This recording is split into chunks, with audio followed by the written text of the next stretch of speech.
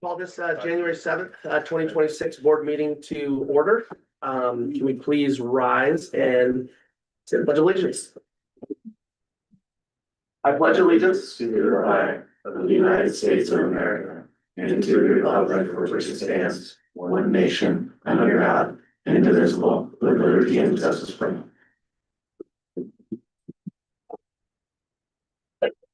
All right, thank you everyone for being here. Can we get a motion to adopt the agenda? I'll motion to adopt the agenda. I will second. Okay, all those in favor? Aye. Aye. Can I get a motion to adopt the consent agenda? I'll make a motion to adopt the consent agenda. I'll second it. All those in favor? Aye. Aye. All right, moving into the first item, recognition, school board director appreciation.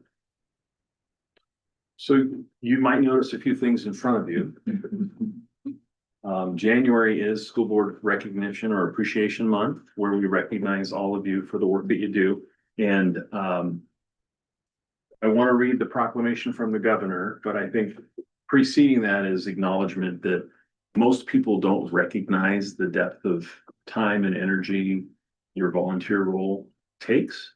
Anywhere from preparing for board meetings to getting stopped at the grocery store to taking phone calls and the emails and all those things. But I recognize that and I understand what that is and I appreciate the time and energy you put in caring for our community's kids. So thank you very much. Your work as policy governance and guidance for us allows us to do the work that happens in our schools. So thank you very much. What comes from the governor is a broad perspective that talks about the state's piece that I think it's important for everybody to hear. Can you hear me? Okay. And then I'll share from whence these things came. Okay. So this is from Governor Bob Ferguson. So this is the State of Washington Proclamation of School Board Recognition Month. Whereas the mission of Washington's public school system is to ensure that all students achieve at high levels and possess the knowledge and skills to be responsible residents of a democratic society and enjoy productive and satisfying lives. Whereas Washington's 295 locally elected school boards and 9 elected educational service district boards are the core of public education governance system in our state. And whereas the districts and regions they lead serve more than 1.1 million students, have a combined annual budget of over 16 billion, and employ approximately 120,000 people. And whereas school directors play a crucial role in promoting student learning and achievement by creating a vision, establishing policies and budgets, and setting clear standards of accountability for all involved. And whereas school directors are directly accountable to the residents of their districts and regions, serving a vital link between members of the community and their schools. And whereas school directors and educational service districts provide a passionate voice for advocacy for public schools and the welfare of school children. And whereas it's appropriate to recognize school directors as outstanding public servants and champions of public education, therefore Bob Ferguson, Governor of the State of Washington, do hereby proclaim January 2026 as the School Board Recognition Month. In front of you, you have flowers from the high school's floral program. You have also from the high school, Marcus Montgomery is the person that created the plaques. The high school has acquired a new laser engraver and he's taken it on himself to figure that out. Typically, Mr. Holtz is the one that does engraving and plaques and things of that nature, but the student did this year. You have cards from MP3. The middle school created the poster behind you if you didn't see it. And Irene Ryther developed a little video. So we'll end with that. Thank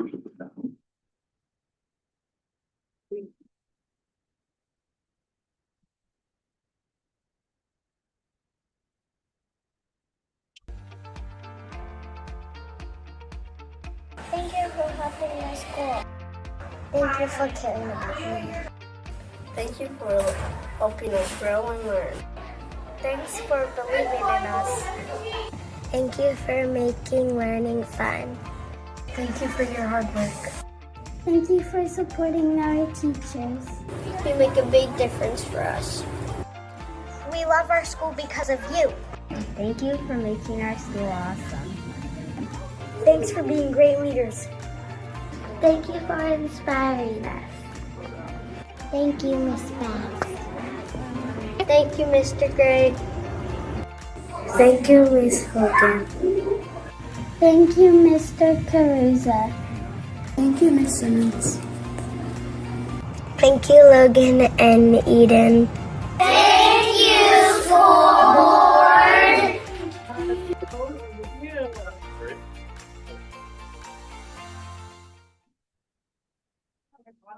Isn't that great? That's so. I think I might have had the knees or nipples. I think that's.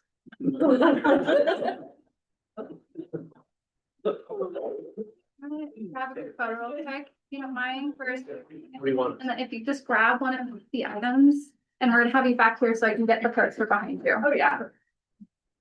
No. Thank you.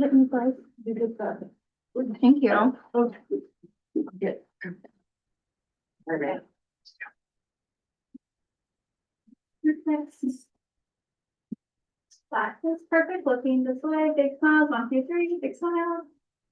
Okay, thank you. Thank you. Nice. Thank you. Thank you, Lisa.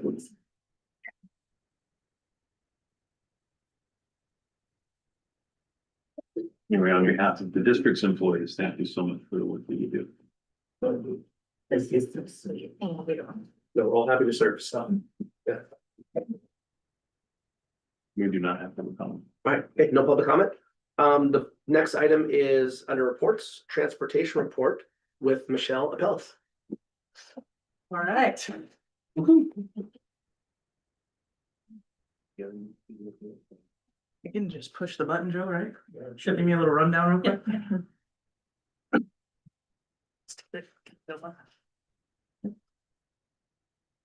One more. And now this toggle. This is for the big one? Yeah. Okay. All right. Hey, I like coming here. This is an awesome time for me. I don't come often. I probably should come a little bit more often, but I like to come talk about my world and what's going on in it. So that's what I'm here to do tonight. I am Michelle Appellis. Most of you know me, but Jasmine, congrats. Welcome aboard. I haven't met you yet, I don't think. Maybe we've talked on the phone a couple of times, but Yeah, phone, but face to face. yeah. Nice to see you. Yeah, nice to see you too. Welcome. So first I have on here is just the additional routes that we've added this year.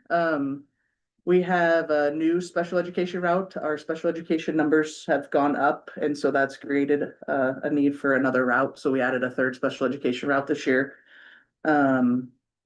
Also PK3, which is the OPCO program that we started and have some more early childhood education kiddos in the district, and that's been a nice addition, but it being little 3-year-olds, we decided we don't want to put them with gen ed quite yet. They're just so small. Some of them are so really little, right? So we have them mostly on a route just to themselves, but some of them have been added to a couple of the special education routes too, just for logistical reasons to make so they're not on the buses so long. That's been a nice addition. And then McKinney-Vento this year has kind of exploded right from the get-go. We normally have one McKinney-Vento route at the beginning of the year full. This year we had 2 right from day one, and then also have added McKinney-Vento students throughout our gen ed buses and our special education buses to help with the growing need. With that being said, we've had staff shortages, but with the staff shortages, we have been very creative. We have done things as far as Dr. Everett has driven so far this year. Dr. Harville has also driven. Julie and Angie and a lot of staff at the district office have run dispatch for us. Bellingham School District took one of our McKinney-Vento routes and helped us out there one morning just on the fly. I called the director and I said, hey, I am so short. Can you guys help us? And she said, yep, we'll go get them. And then Nooksack School District has actually sent us a bus and a driver multiple times to cover Route 4, which is one of our routes. And the driver has just been amazing. She just came right in and was like, how can I help? Give me the route. I got this. And she has just been a godsend for us. It's been nice to have her. She even said, "Are you guys hiring?" And I'm like, "Yes, but I won't take you from Chris. He would not be happy with that." So, yeah, that's been nice. The biggest thing about that too is just to see my staff come together and just like embrace the shortage that we have. And I can do this and I can do that. And let me go get this kid and I'll go get that kid. And hey, how about we try this or how about we try that? It's just been, I don't know, it brings a tear to my eye because I'm so proud of them. And just, I've said it from the beginning, the camaraderie and the how we just band together is just amazing. And I can't thank them enough for stepping up and just getting these kids to school. We haven't had to cancel anything. And that's a big feat. It's been a big feat this year. So the other thing that's gone up is student counts, which is good. So we have more kids riding the bus, which gives us more funding and it helps, in the long run, it doesn't really help us this year, but next year it'll help us with some more funding. And so our numbers have gone up almost by 100 kids this year, just at the beginning of the year. So that's pretty awesome, but also challenging in its own right, trying to make switches with routes so that we don't have routes with 80 kids on it and a route with 40 kids on it. So we're just constantly shifting and making changes so that we can get these kids more comfortable rides as well, and just a little bit less kids on the bus for the drivers to manage too. So Yes, I'm gonna interject. I know, and I'm okay with that. If So- anybody has questions or anything, please interrupt. Go for it. Just the dynamics of 100 more students of ridership, when you think of us topping out at 1,900 students, and then we have high school students that drive, a large majority of our kids are riding. And so this may be a shift of more students riding that maybe hadn't in the past. But we're only up 12 students this year in terms of enrollment. So to put an extra 100 and be able to make that adjustment mid-year without funding, because we didn't have that ridership last year to have the funding for that. Mhm. It's been a pickle, Mhm. and you've done a nice job. Thank you. That was my, Oh, okay, I'm sorry. Yeah. This is just out of curiosity. How many bus routes do we have? So we have, good question. We have 9 gen ed routes. And we have, if we put PK in with special education, we have 4 special education routes. And then we have 2 McKinney-Vento routes and 1 skill center route that goes to Mount Vernon every day. They go to Mount Vernon twice? Like She down stays there? down there. So I did the math and kind of figured it out. And to send a driver down there and back, you pay him a 2-hour minimum, then you send another driver down there and back, it's another 2-hour minimum. We actually save money by having her just stay down That there. makes- I remember that I asked you that one time too, and I'm like, that's you, I want that route. Yeah, she really likes You it. gotta get hired first. Yeah. Which means you gotta apply. when you reference your short staff, is that because of budgets or because of lack of application or? Yeah, it's kind of a mix of a few different things. So we'll get into staff here in a minute. It actually is better. There are a lot of positives coming our way, but we started the school year out adding 2 routes that just didn't get filled with people. And then we had somebody retire from a route. So we started the school year out with 3 unfilled routes. So that was tough. And so we just had a training program and got some people through. So we're gonna move on to that here in a second, but yeah, that's what's caused for shortage. It will be updated. It's gonna be right here, maybe next. Yep, staff updates, here we go. So Kathy Abelman, as you guys know, most of you know her, she drove, I don't know the exact numbers for us, but it's 20-ish years for us and about 10 years for Bellingham. So she got 30 years in and she retired at the end of last year. So she is one of the ones that left a little hole for us. She is filling in as a substitute driver. Love that she comes, and I love that she is retired and saying, nope, I want Route 7 and I want PM only, and I don't want to work Friday afternoons. And I'm like, perfect, okay, we'll get you in there when we can. And so definitely miss Kathy. Lucas is a new driver for us. He actually just was hired full-time at the beginning of the school year. He is driving Route 1. Or he was driving Route 1. He's actually moved to a McKinney-Vento route now. He is a brand new driver, came to us with no experience as a bus driver, but he's fitting in well and getting to know the kids and the routes and making an impact for sure. Becky Hathaway, she actually got her credentials in this summer after school ended. And so she just started the beginning of this school year got into a contracted position, continuing contracted position, both her and Lucas did. She is driving Route 2, and she takes my three favorite words to heart: firm, consistent, and fair. She is nailing those ones with the kids and making, building big relationships with them and just learning them really well.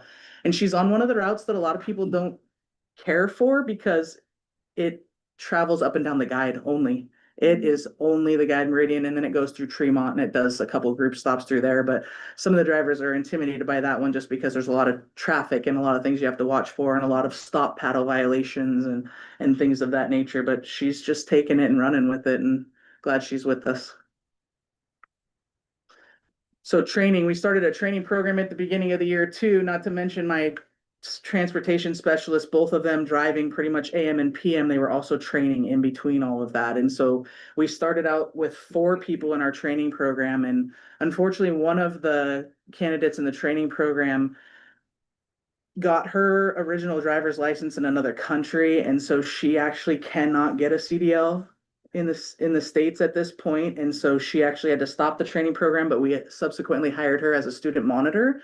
I forgot to add that slide in there, but we've got Maria Monteroso as a student monitor on the PK3 route. So she's working with the little guys there, and she's really nice. She's multilingual too, so she does a lot of Spanish speaking for us as well. So she's been a huge asset to add to the department.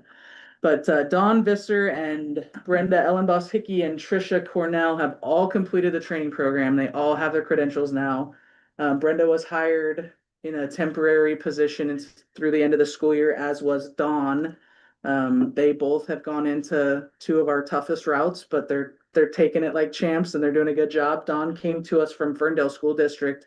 She had about 8 years driving experience with them, and then she took about an 8-year break, and so she had to go through the whole program again, but she has some background there. So little insight on her, as well as Galen Visser is her brother, and he used to be the director of transportation here for Meridian.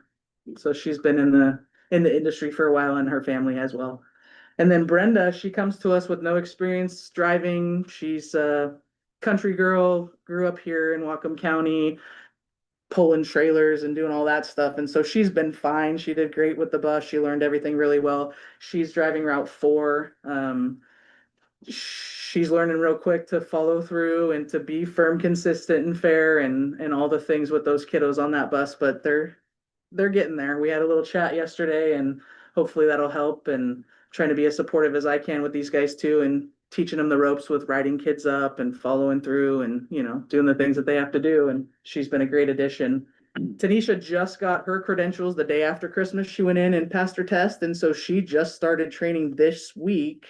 Tomorrow, I think, is going to be her first time driving the bus with a driver with her. And then hopefully she'll have it down and be on her own on Friday morning. She'll be a sub, and so we'll start teaching her all the routes and teaching her the ropes and seeing how she does. And then we are going to start a new class. Let's go back. We're going to start a new class actually next week, and we have 2 more candidates. So we're going right into another class, which is not something we generally do. I like to give the guys a little bit of a break, but we have 2 more candidates coming through. Brian Van Winkle, he has been a coach for Blaine School District and stuff, but is one of the founders of Viking Food Deliveries, if you know what that is. But he said Uber's come in and all these other delivery services have come in. So now he's looking for a different switch. And so he said, I want to drive a school bus, and I'm looking forward to it. So I'm glad to add him. And then Kinsey DeHaan is also going to start training next week. And her dad is Jerry Sanderson. So that's his daughter. So she'll be starting stuff with us. What's that? I graduated there. Yeah, nice. Yeah, so they're both gonna start next week, so I'm super excited. She comes with some dispatch experience with 911 and firefighter experience as well, so she'll be a really good addition. Shop updates. So staff shortages, new routes, running shorthanded. Icing on the cake is our mechanic was out for 2 months. I mean, I got grease on my hands. It's awesome. I love it. But we've been doing what we can to keep the buses running, and that also Nooksack School District stepped up and helped us out, and we've signed an MOU with them through the end of the school year to help with any of our repairs. And I've taken a couple of buses up there and had them work on them for us. And if Craig needs anything now that he's back, he can reach out to Justin, their mechanic up there, and he'll help him out as well. So just can't say enough about Chris Hogan and the you know what he's running up there, and the fact that I can just call him and he has just helped us out. It's been super, super awesome to have that teamwork with him. I went to school with Chris. Yeah. Yeah, Chris is a nice guy. Jeff, I know. Yeah, Jenna, same last name, right? Yeah. Yeah, maybe we'll snag him. I think he might be retiring at some point, right? Maybe we'll snag him. He just lives right across the street from the bus garage, so yeah, pretty good logistics there. We'll just get him there. Yeah, and so that's been nice to have that MOU in place. And then big thing for us last year, for the first time since I've worked for Meridian, we got 100% on our state patrol inspections. And so that's a huge shout out to our mechanic. Craig takes his job super duper seriously, and safety is huge for him. And he is just, I don't know, I can't thank him enough. He's such an asset to have. And I just love the work that he does and how thorough he is and how much he cares about the safety of the kids. And his 100%, shows that right there. All right, let's talk about the new buses we got. We got some new buses. So we actually have 3 new buses.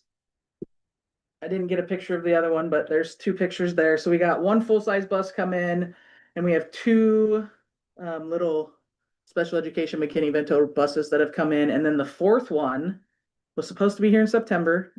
Then they told me the end of December, and we still don't have it. So I think it's going to be any day. We'll see. It should be really soon, but that is another special education bus with a lift, actually. So we added these new routes. We had to add some more small buses. So we're actually gonna have quite a few small buses on our fleet now, which will be good. So just curious, is there special funding because it's McKinney-Vento or no? Is there money we can pull for those services? No, so McKinney-Vento really isn't funded at all. And it's one of those things that we keep it in a bus, because if it's in a bus, we do get to count the student and we get the funding and we count the route. So we get the funding that way. A lot of districts actually put their McKinney-Ventos in support vehicles. And when you put it in a support vehicle, you can still count the student as long as it's driven by an authorized type 2 driver. So they have to go through like our classroom portion of the training, basically. And then you can count the student, which you get funding for that. You just don't get funding for the actual route. So when I became director, I started putting all of our McKinney-Vento routes in buses so that we could count that and get more funding for it. But they are making a change starting next September. So September of 2026. So actually this September, we will be able to count the routes that are in motor pool vehicles moving forward. So that'll be good. And they're actually going to give us they're not going to give us the funding up front, but if we buy support vehicles, they actually will go on the depreciation schedule now, and we'll get the money back for them. So we'll have to spend a little bit of money up front, but we'll get the money back in the long run, which will be really nice because our motor pool fleet could definitely use an upgrade. Explain the depreciation process, would you? So the depreciation is they give you back what the state quote is on the vehicle. So if the state quote is like $180,000 for a bus, you will get that money back, but you get it back in a 13-year period. So I don't know what they'll do for support vehicles, because I know some of the smaller buses, type A's, that they are on an 8-year depreciation. And I've made a decision for our district not to buy type A's anymore. So we just buy the next size up small bus. So we call them a big small bus. That way they're on a 13-year depreciation with everything else. And it's just kind of easier to buy 1 or 2 every year and keep our fleet fairly new. We have a really new fleet. And then to speak wonders about our mechanic, again, a mechanic that's keeping up on all of it, so. Well, this is a thing that harkens back to Dr. Tim Yeomans, and the idea that when you have buses that are off depreciation schedule, get rid of them. Yeah. Because they're not paying the district. Yeah. And there was a ton of money. For years. That's Yeah. right. Ton of money was going into repairing and loss of oil and things of that nature. So you've been religious about that. I know Daniel does a nice Yeah. job of guiding that too, but I was just gonna say, good job on that, Yeah, because thank you. we have some of the best buses in county. Yeah, we have 1 in our fleet right now that's off depreciation, but that one will come off as soon as we can get another big one in, then we'll get that one off. We're in a place now where you have to keep what we have, because last year when some of our buses were broke down and they were on like warranty repair and stuff like that, it was getting pretty close to where I was like, I don't even have a bus to send this in, and that's a scary position to be in. So we're holding on to this last one just for right now until we can get one more big one in, and then we should just, everything will be on depreciation at that point. And there was a period there, we got 8 buses at one point too, so we had to get all of those 8 buses off at the same time, which was super hard to do, but we're finally through all of that, so that's a nice place to be, and just a continuous cash flow kind of coming in, and then just buying 1 or 2 a year to keep us good. Does a smaller bus require CDL, They do, yeah, anything with air brakes? it's not even the air brake factor, it's 10 passengers or more has to be in a bus. It's not weight. Nope. Well, I'm just saying, because there's some people struggle to get their CDL. You'll have to get your CDL. I got mine. Well, so then that's the other, right? I know, I keep telling you. No. Yeah. The thing about the authorized type 2 position and being able to count the McKinney-Vento routes that are driven in support vehicles now actually will be a benefit, because it will get some more people in here that are maybe afraid to drive the bus, but I can get them in now and have them drive a van and still pay them a decent rate. They still get to count the kids, and I get to count the route now too. So next year things will be quite a bit different, and I think we'll have a little bit different support coming through, and being able to hire more people too that are just, I want to drive a van. So I'm looking forward to I that. think I know some people that are that way. They're just like, I don't know if I want to be, I want to bus up and down the road. It's just too much, too long, too big. But And I they- can drive a van. Yeah, and they feel that way too, because I've had a few monitors come in and they're like, no, all I want to do is monitor. And then they get here and I'm like, are you sure? Because even Belinda Hickey, she's one of my transportation specialists and driver trainer. She started out as a student monitor on a bus, and she did not want to drive a bus at all. And I kind of was like, are you sure? After she'd worked here for a few months, and then she's like, all right, I'll take the class. And when she got into the class, I was like, you are amazing. She is so good. And I don't think she thought she was going to be that good either. And then she got through the class and she moved her way up the ranks, and now she's the driver trainer. So yeah, it's pretty cool. It's not just driving the bus. You have equivalent of 2 classrooms of kids behind you. That's the thing that's Yeah. amazing. Behind you, that's the part that, it's not like you're teaching from the things front. you say in your presentation, like, oh, hey, she got really good at writing up the students. Yeah. Those are the things that people feel like, yeah, I don't mind driving the bus, Yep. If there's a parenting issue at home, it shouldn't be my responsibility. I mean, some people that way, right? It is, but you also have to have them follow the rules on the bus Oh, too. sure. So there's just a lot that you have to do. And that's why I tell the guys too, when they come out of training, I'm like, now the real training begins. Because the whole time you're in training, you don't have a single kid on the bus with you. They think this is easy, right? And I'm like, no, it's not. Hard. It probably requires a lot of patience. It does. Because my 3 words are different than yours, I guarantee you. Yep. Yep. And I think you're the HR guy. You get what I'm saying? It does require a special person to do it. Yeah, a hothead thinker. No. Not saying I'm a hothead, but. Well, and I mean, there are some. No, I'm telling you, there are some though. And then you just kind of teach them, right? It's a good thing we have cameras on all the buses, because that's another thing. I've used that as a training tool for sure, because I can pull it up and I can show them exactly how they were and what they said. And I've been, and teach them like, probably shouldn't use that word. Yeah, You know what I mean? I can't wait for your dad to see this. Right. Send it to him in slow-mo. All right, so the other thing we did is when we got in these new buses, we sold 2 buses at auction. So we got rid of bus 30 and 32 at auction, which was pretty good. When we trade them in, they give us anywhere from $1,800 to $2,000 per bus. So we offer them out to other school districts and see if anybody wants them. If nobody does that, then we just put them up for auction. And I want to say we got between 62 and 68 for each one of those buses, 100, which is, yeah, that's really good, right? And then that just goes back in the TVF fund so that we can use it to purchase buses or do some add-ons on the buses as well. Because they're probably, what'd you say, 13 years old? Yeah. That's great. Older than that, I think bus 30 was 2009 and bus 32 was 2010. Yeah, so we held on to those ones for a little bit longer than we probably should have, but it was just the rotation, But they're diesel and they had good maintenance history. Yeah. Good vehicles. 30 was a little bus, and so somebody local bought that one, and I think Meridian graduate, I can't remember the last name now. They live somewhere here on Hannigan Road, and they're gonna turn it into a camper or do something with it. So I'm kind of excited to see what they do with it when it's done. Yeah. I think that's all I had for you guys though. If anybody has any other questions. I have a couple. Sweet. When you said about write-ups on the bus. Yep. Can you take us through what that process looks like? Yeah, definitely. Okay, so we've streamlined the process a little bit, and I've worked with the schools to get to like how we want to do it exactly. So the first write-up a kid has, let's say they're not staying in their seat properly, they get written up. The bus driver is required to call the parents or parent square the parents and let them know, hey, this is what's going on with so-and-so. I've written him up. It's progressive discipline. This is their first write-up. So at least the parent has heard from the driver. Then if the driver writes them up for the second time, I then take that write-up, and it's generally IRE is where most of our write-ups are at. We don't get very many middle school, high school, but I will send that write-up to Rebecca Kratzik, is the person that's doing it this year. I'll send it to her and say, hey, this is a step 2 write-up. She will then reach out to the family and say, hey, so-and-so's been written up for the second time. If they're written up again, they're going to lose their bus riding privilege.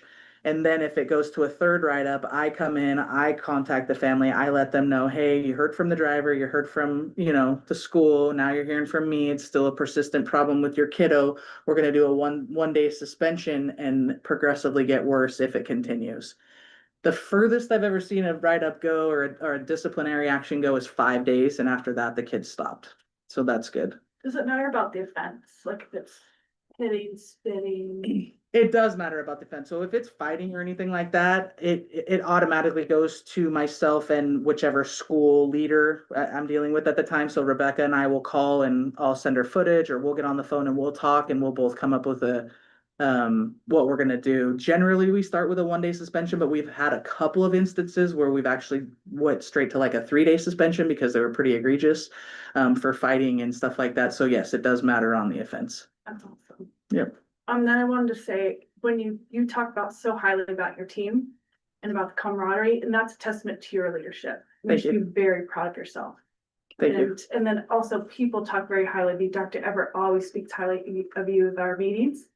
And Chris Hogan Oh, sweet. always speaks highly of you. Nice. So at Christmas, we were talking about what a good job you're doing and how proud of he is of you as well. Oh, nice. So it's great to hear that come back around from a lot of people. So good job, Michelle. Yeah, thank you so much. I appreciate that. You're always available. I am always I'm available. embarrassed that you're on my text messages, but Yeah. you're so accommodating when something's needed, whether it was volleyball or cheerleading or whatever. Like, you take the request seriously and you make things happen. So thank you. Thank you. Yes. I just wanted to follow up with what Janet was talking about. When they get the 1 day suspension, is the parent like on the hook for getting them to school at that point?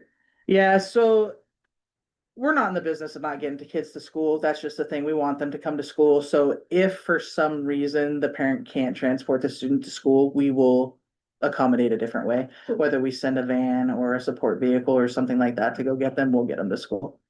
Okay, thank you. You're welcome. Great job. Thank you. Thank Thank you you guys. so much. Appreciate it. So, yeah. All right. And I'm normally not the person to take off, but I gotta go get my kids. Next up, we have Title I and LAP grant report with Adrian Samara, Olivia Butcher, and Jen Anderson.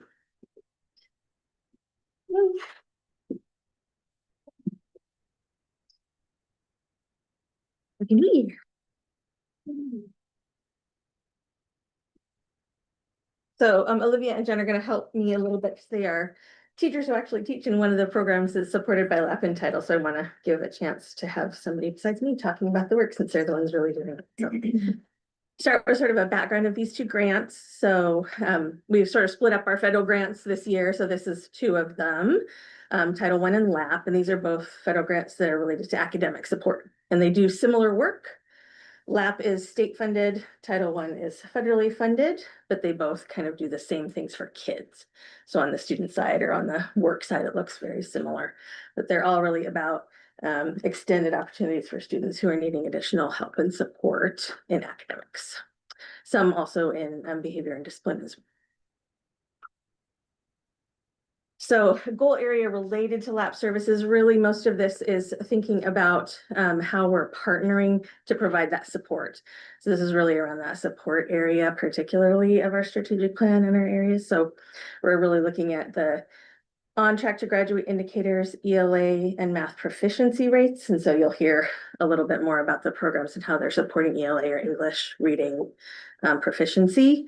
But it also helps with things like attendance and belonging. When students are struggling academically, they also tend to feel less belonging, or you'll have more absences because they're struggling in school and they don't feel successful. So even though they might be working on reading, it's having an impact on those other areas of the plan as well. And just, we have talked about multi-tiered systems of support. Jasmine, I think you're new, but for us, if you remember when we talk about how we support our students, tier 1 is what happens across every day, all the time. Tier 2 is when students need a little bit more help, but it's usually about stuff that's still at grade level. So I just need more practice with 6th grade. I just need more practice with 7th grade reading. Tier 3 is when we're saying it's not just grade level, you need help with skills that came in before. So when we're hearing about this, we're talking about students who are like, well, you're in 6th grade, but really you're kind of working on skills that are maybe more at a 2nd grade level. So there's a bigger gap. There's more intensive need. So that support fits in there, but it's still connected. So you're going to hear too about how they're not just operating on their own. And this has been a shift for us as well. It used to be that kids would get pulled out and they did their own thing and then they went back to class. And you're going to hear a lot more. We're trying to do a lot more connection and integration so that they're talking to the teacher that the student has in classes. We're working with the team. They're doing stuff that's more aligned so that this intervention is going to help more with what's happening in class every day, as well as helping to catch kids up. You want to add anything? You can add about that later. So funding amounts, Dr. Harville can talk about this a little bit too, if there's anything additional you want to add here around the funding for these positions and what they fund. The funding for both Title I and LAP have been consistent. LAP has, in my time in this role, LAP has consistently increased a little bit each year. But there are, as you can see, for Title I, we fund 1 certificated staff, a 1.0, and then 2 paraeducators. And then there's some partial funds for 2 other certificated staff members. And our reading specialist is an example of that, where she's 0.5 out of LAP and 0.5 out of Title. And the reading specialist has provided a very valuable service for our middle and high school, as well as our elementary. And then the LAP funding, which is state funding, this funds a few more staff, but it's 1 full-time certificated staff member, 2 paraeducators, and then this year we divided it out at the high school and middle school. Each building does intervention periods, the T3 and the what I need time at the middle and high school. And so our ELA and our math teachers are a portion for those intervention periods are funded through LAP.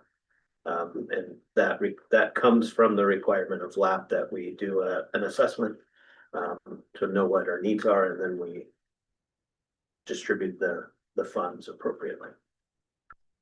Remind me, are these the buckets that can't be moved around? Remember there was like Title I, Title II, like all the different funding. A few of them could be moved to other buckets. Are these the ones? Yes, so yes, I know what you're talking about. Transferability. Transferability. Yes. Title I is one that you can transfer to, but you cannot transfer out of. So yes, so we transferred Title II and Title IV funds into Title I to allow us to have additional funding. And I was just curious, when you say 1 certificated staff member, are they necessarily focused solely on our priority learners, or is it anyone in your classroom? Yeah, and I think that these guys will talk about how students are identified for reading, but students who are identified for LAP, it's based on some sort of data that shows that they need that additional support. But I'm just asking, where is this certificated staff member? These are 2 of them. Is it? Yeah, I think it's I see, one here, so. To get to your point, with Title I, you're either a school-wide Title I or you're a targeted Title I. And so targeted is similar to LAP, where you're focusing only on the students who need support in math or reading or behavior or science. With a school-wide, that allows more flexibility in the funding, because now that Title I staff member can serve all the students. Mm-hmm. So part of like the shift that Dr. was talking about, where we are looking at using some of these title funds to help a teacher who's a classroom teacher for the bulk of their day be more focused on that intervention block of time. That's also helping us to allow more targeted support. So students aren't getting to the place where they're 3 grade levels behind, because hopefully they're being caught and helped during our win time with a little bit more efficiency. So that's some of kind of how we're thinking about using this funding. So it's less someone takes them away and tries to fix them and then they come back, but rather as a whole school, we're recognizing that there's a range of needs that kids have. And so there's a number, some kids need help every day, some kids need help once a week.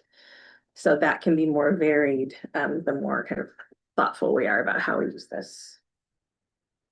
Kind of what Kurt was talking about how we decide this. There's a new process, which is new, but it's similar to what we've been doing that is required, is that when we're deciding how to use these funds, we actually are doing a needs assessment. So like when the principals came and shared their school improvement plans with you and they kind of shared their data, all of that is part of this. So we're trying to be a lot more intentional about actually looking at what does our data say our needs are, where is the highest need, if we need to kind of shift where these programs are. So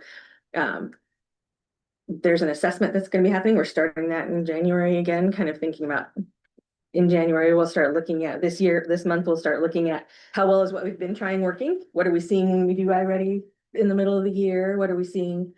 Do we need to make any shifts for the rest of this year? And then what is that also telling us about for next year? So that's going to start here.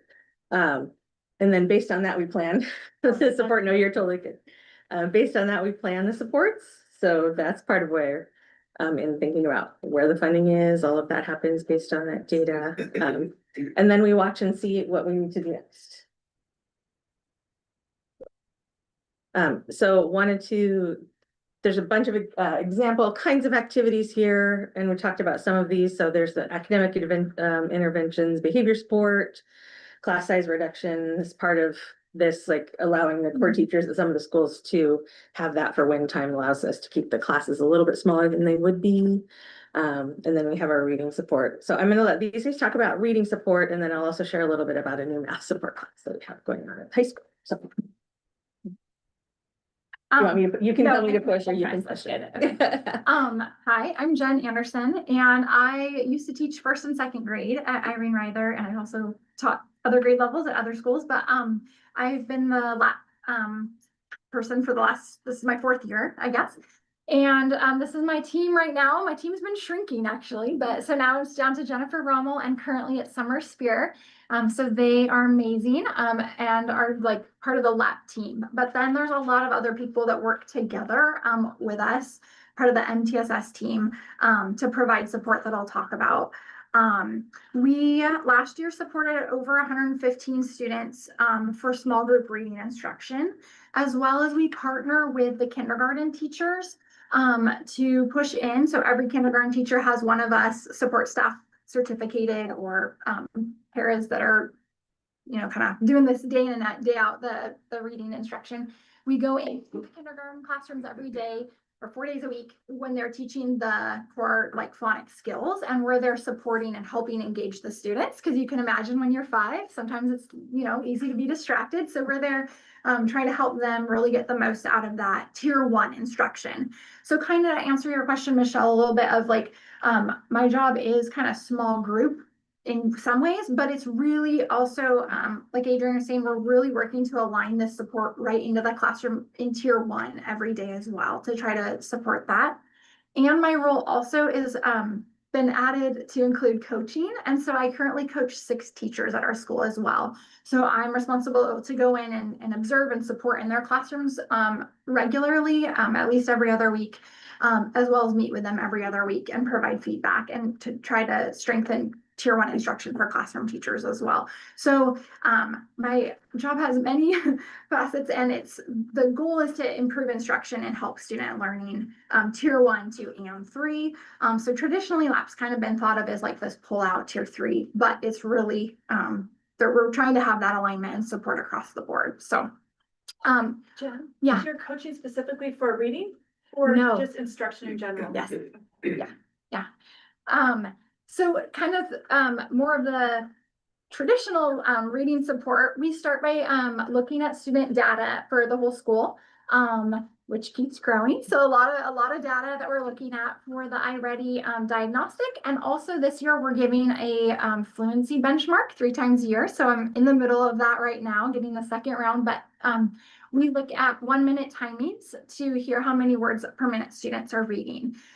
So we're assessing, almost 800 kids on that. It takes some time, but we look at that, and then their ERLA is the teacher gives each student a reading one-on-one when they're reading with the students to know their reading level. So we look at that, and our goal is to support students that are 2 years or more behind. Sometimes we can't get to quite all the students, but that's our goal, is to get those kids that are 2 or more years behind. And then we give them what's called a core phonics screener. And so one-on-one, my lab team will meet with kids and find out what do they already know. So up here, this is a sample from one of our students, where you can see like the checks mean they've already got that skill. They're reading those words, so they can read CVC words, or they can read these blends.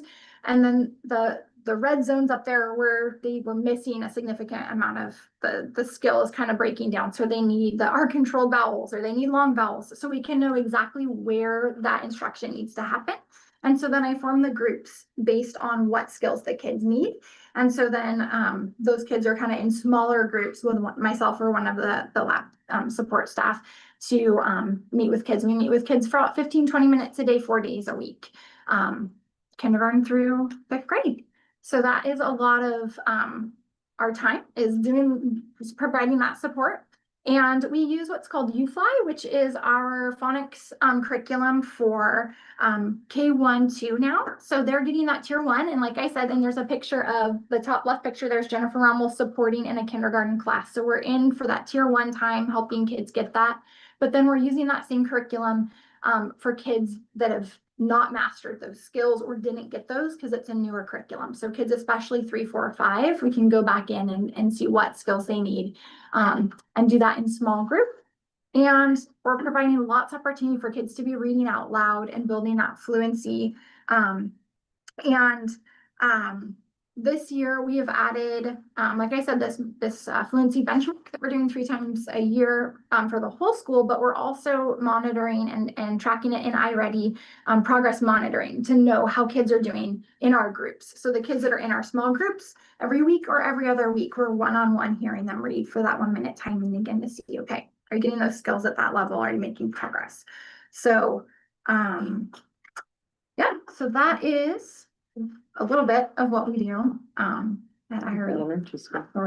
And that progress monitoring, really, you started doing that in that more detailed level of it with iReady last year. So that was something new that iReady has added that we've been able to take advantage of as a digital progress monitor. So instead of it being a whole lot of pieces of paper where they're going, oh, I heard this. So yeah, it's been helpful as well. Yeah, so neat, like there's Jennifer there, who's also alumni.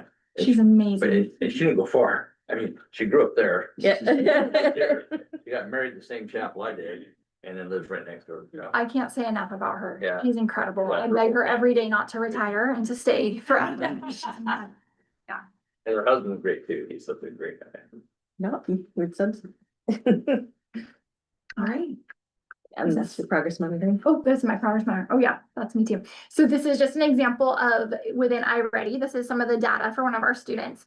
So the students have that the passage in front of them, like treasures at the beach, and then right on the computer, we're able to mark any words they miss as they're reading out loud. So we have that specific, again, how they're doing their progress, and then it tracks. And the kids love seeing their growth and knowing their target, like how many words per minute a 3rd grader should have at this point, and they're working towards that. And so they get to see their progress as we monitor. So, And can I ask, how did you come up with the time frame, the 15 to 20 minutes?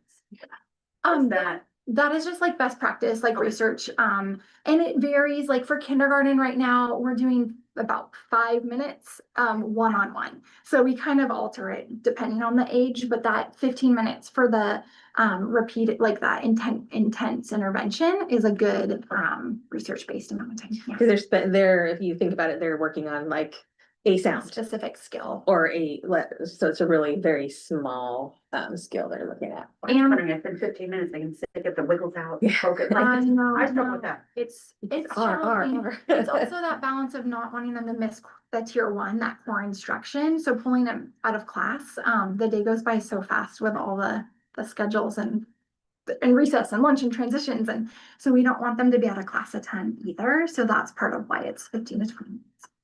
Yeah. Okay. I'm Olivia Booker. I teach extended reading here at the middle school, and then I'm also the reading specialist at the high school where I do more pull-out support. Here at the middle school, my class is whole class intervention, so it looks completely different than it does at the elementary school. I have 6th, 7th, and 8th graders. I have 2 sections of just 6th grade, and then this year I've been trying to kind of shift what I do for 7th and 8th grade, because thinking about whole class intervention, it's very hard to target need. So this year was different in that we combined 7th and 8th graders. They didn't want to add 6th graders because they're still tiny, but exactly. But 7th and 8th graders, it's been nice to kind of create my own sections and trying to create a section for phonics for morphology and comprehension. I'm really excited for second semester because I've worked really closely with Robert and we have it dialed. So this will be the first time that I will have a class just dedicated to students who need phonics and a class dedicated to just students who need the comprehension piece. Because for the last 5 years, I've been having a whole group of kids who have needs everywhere from phonics to comprehension. And it's challenging to try to get everybody what they need in one class period, right? So I'm really excited moving forward because I feel like we are really getting it dialed. But what it looks like is, like Jen talked about, we use the ERLA, which at IRE, the classroom teachers do that, give the students that assessment. I give each student here that assessment. Plus, if I feel like I need to go deeper, then I do the core phonics survey. We follow the Scarborough's reading rope. So looking at background knowledge, vocabulary, language, all of that.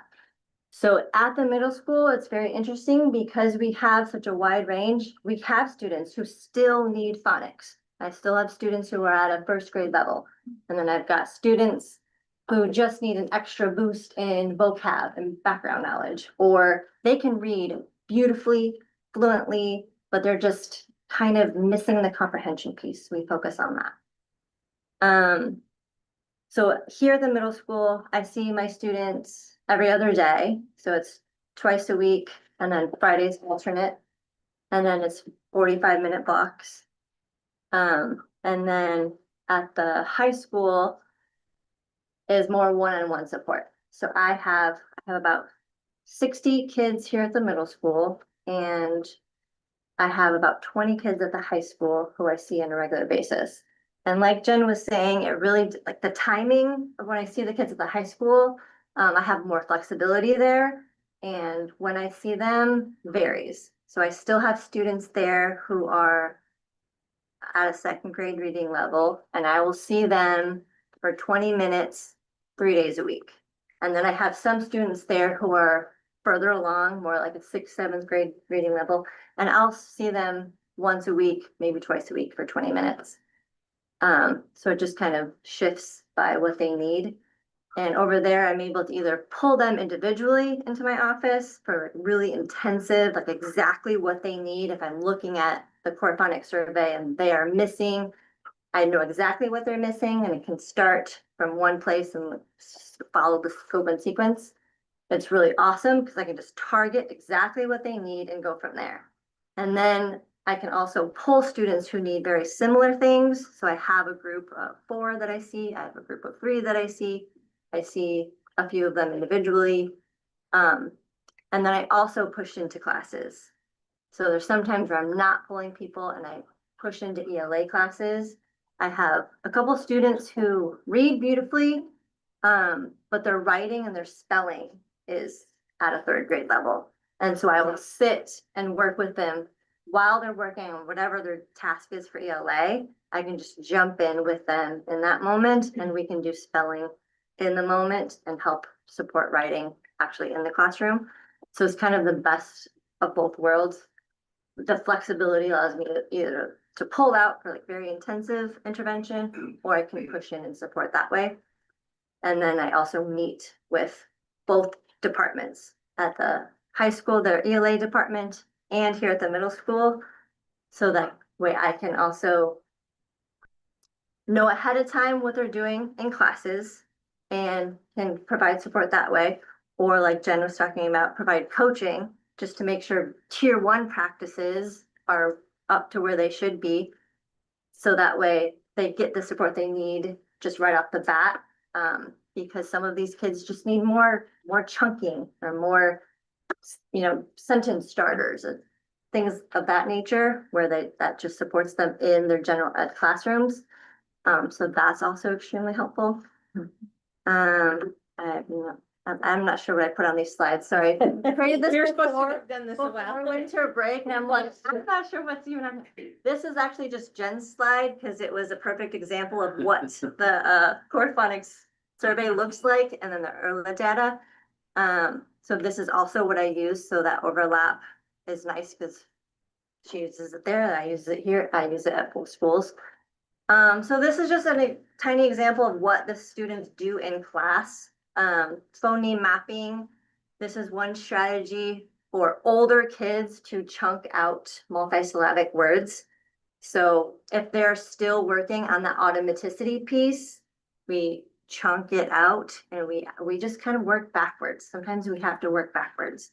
They have gotten this far, like middle schoolers and high schoolers, they have learned how to get this far, which is a miracle to me sometimes. And so sometimes we do a lot of like working backwards. We do a lot of spelling rules, going back to prefixes and suffixes, 6-syllable types. There's so much overlap. And I'm really loving that last year and this year, we're really focusing on just K-12 and making sure we have that alignment piece. Question, and your comment kind of intrigued me. Mhm. How does someone get to high school at a second grade reading level? And we're getting ready. What is the graduation requirement there? Like, what's happening? I have no idea. And there are some students who have a disability. There are some students who, I think also a lot of kids learn how to hide it. Kids learn how to use different strategies and tools to get by in some cases. And then we also haven't had, it's your third year now at the high school having intervention. So having the funding changed for LAP. Initially, it had to be focused at the elementary level. So there wasn't the same sort of flexibility for us to have the funding supporting kids older. And then also as we've been paying more attention to our needs, we've had more data, we've recognized this is a need. So shifting to more intensive support up at the secondary level is something that has been a response to us being, I think, more intentional about paying attention to what we need. But that's what I'm saying, like, we're in a situation where we're graduating kids with second grade reading. Okay, It's unfortunately not unique. no, I'm not saying Across it the is, I'm country. just like, But Oh, it's across the country. I mean, for a long time, the national reading level has been 6th grade and it's plummeting. I did read that newspapers are written at a 6th grade level or below, so. It's going down. But I think this is a Unfortunately. testament, even in a, we'll talk about the town hall, but even in a time of scarcity, to be able to be creative with the funding, to be able. to No, I address absolutely appreciate needs. it, and Yeah. what a red flag that you like verbalize that, so thank you for doing that, like. Yeah, well, I think it's great too that you get to see the kids coming from the middle school into the high school, so you get that alert sooner. Yes. And in that case too, when do the kids take the ERLA in the school year, so we know how quickly they get to your hands? Right away. Okay. So I work with Jen at the end of the school year, so I know who my incoming 6th graders are. And then first week of school, I spend it takes about 3 weeks to Erla and Core Phonics assess all the students. And anytime any teacher has concerns too, they stop, like I just had someone come to my classroom today, hey, can you go grab so-and-so? They're really struggling. So I will assess them. And then right now at the semester break, I'm working on my mid-year assessments, and then I'll do it again at the end of the year. But what's been really, really amazing is me following the kids to the high school. Yeah.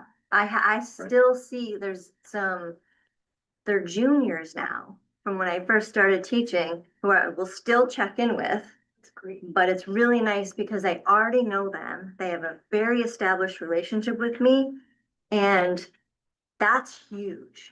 Because they're in high school, they're like, if it wasn't you, Miss B, I wouldn't be doing this. As I'm like, they're doing letter tiles, like on a soundboard. Like, I would not do this for anybody else. I'm like, I know. But And that is like, you can imagine that that's a pretty risky thing by the time you're a junior to say, I can't sound out. And I need help with That that. trusted community, Mhm. so they are able to say that to you. That's Yes, exactly. And then the students that I have in groups together, they were already together in the middle school classes and have been with me in 6th grade, 7th grade, 8th grade. And so now they're okay with also being with each other as 9th graders or 10th graders because we've had that established community for all these years, which significantly helps. And when they get to the high school, they're like, oh, wow, I should have taken this more seriously in middle school. And I'm like, that's what I've been trying to say. But that's tough. I mean, that's, Yeah. it is so, it really is. I It's think difficult. we could all go back to our 15-year-old self. That we could say Yeah. something different. I mean, I say that all the time in my classroom. I'm like, guys, I promise you, if you don't take this seriously and put in all the effort now, you're gonna be begging for my help as freshmen. And that's exactly what happens every time. So you have interventions with about 60 students at the middle school and 20 still working with you at the high school. I think another thing that's important to think about at the secondary level is when you go to learn to be a teacher at the elementary school level, you learn how to teach reading. When you go to learn to be an English literature teacher, you don't necessarily learn how to teach reading. So like having these guys be able to be part of the team and work with those teachers is great because you don't necessarily learn how to teach your phonics when you're learning how to be a Romeo and Juliet teacher. Yeah, and so now the teachers here at the middle school, they've started incorporating some of my work, like the phoneme mapping and like dividing words into syllables. They've created like bell ringers as part of that, just because it doesn't help just my students, but it helps all students because big words are hard. So Yeah, you it's used kinda one, I cool. didn't know what it meant, but I wasn't gonna say that. You can say any of them. Yeah. Very complex, yeah. it is, and it's hard, like they've had, it takes so much longer to make growth when you're a middle schooler and a high schooler, because I have to spend a lot of time breaking their habits. Like even just today, I was assessing one of my 10th graders who last year she was reading at a 2nd grade level. I just assessed her today. She jumped up to a 4th grade, which is amazing, but she had to stop herself a couple times because she was guessing. And I'm like, stop it. She's like, I know, I'm sorry. Because you're like, you have to sound it out. Stop just guessing what the word is. But that's been drilled into them for so long. So a lot of it's just habit breaking and the time it takes to really have intensive intervention. It takes longer to show growth, but they're all showing so much growth. It's amazing. Any questions for these two? So I did just want to highlight kind of one of the things that this is just one of the pieces that LAP Entitle funds. There was one other thing. Oh, here's your growth. It's nice growth overall as well. This is you. Another thing we started this year that is a LAP funded is as a math tools class at the high school. And I'll just talk a little bit about this. The teacher shared with me, this is our first year trying this. What we recognized is that students, particularly with algebra, there's a group of students who they aren't necessarily in special education. They don't have that level of support, but they also are really struggling to be successful in algebra. And there's been kind of a gap there of ways that we're doing that. So this is a new class, which is a parallel. So they're in algebra, but they also have this tools class side by side with that. So they're getting extra individualized help. So this is a new class, and just a little bit of, the teacher has done a little bit of surveys of students of how well this is helping them this year. But I just wanted to share that this is something new that's happening. I'm going to be excited to see kind of how it goes after the first year. But this is another way that we're using LAP for Who's teaching that? academic. Dave Schick is teaching And when did this launch? this year. This school This year, is our September? first year.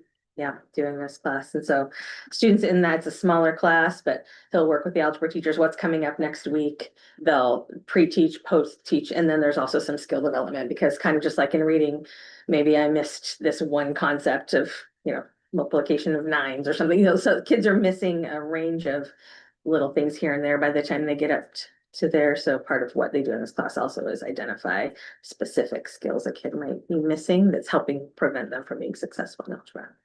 So that's another new kind of LAP funded thing that we're trying this year. Yeah, it is. It's great. We've got a group of seniors that.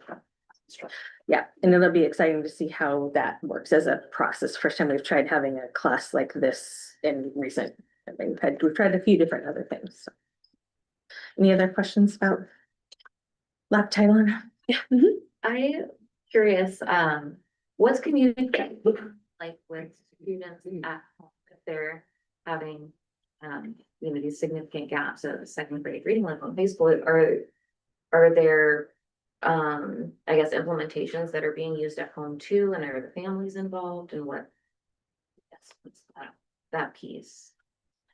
Is there communication we want to talk about, kind of how families know? At the elementary level, I use Parents Spur to communicate with all families that I serve. I individually message each of the families that are in LAP and let them know what they're receiving. And some families it's more two-way, and they'll reach out more, or there's more communication. We send home, in the elementary, the LAP, we send home multiple passages every week, and ask parents to practice that with their students, or just read out with our students. With varied levels of involvement from family. But so I know in elementary, they're at least being notified from me, as well as our classroom teachers are also, of course, communicating at conferences and whatnot. But they're behind. But I don't know what it looks like. Middle school, high school, if you want to add in. Yeah, there's communication home, just that your student is in my class and why and what it looks like. And there's updates periodically. I honestly don't get a lot of replies back. I can't speak to what their home life looks like and how much they practice at home. Most of my students are not multilingual. They're native English speakers. So statistically speaking, I'm reading things where it does say that parents reading to their children is declining at home. Yes. Significant. I was read to all the time, and I still got pulled out when it was like, you got pulled out until third grade to figure out why you were behind, because I was a kid. But that being said, do we still have, I'm not in the elementary school, but I volunteered all the time when my kiddos were little and read to the children consistently. Is that still a big push at IRE, that adults are coming in and reading with the children? It's kind of dependent on the class and the teacher and the parents I that made all the little volunteer. paper books and we just read those kids, Yeah. like.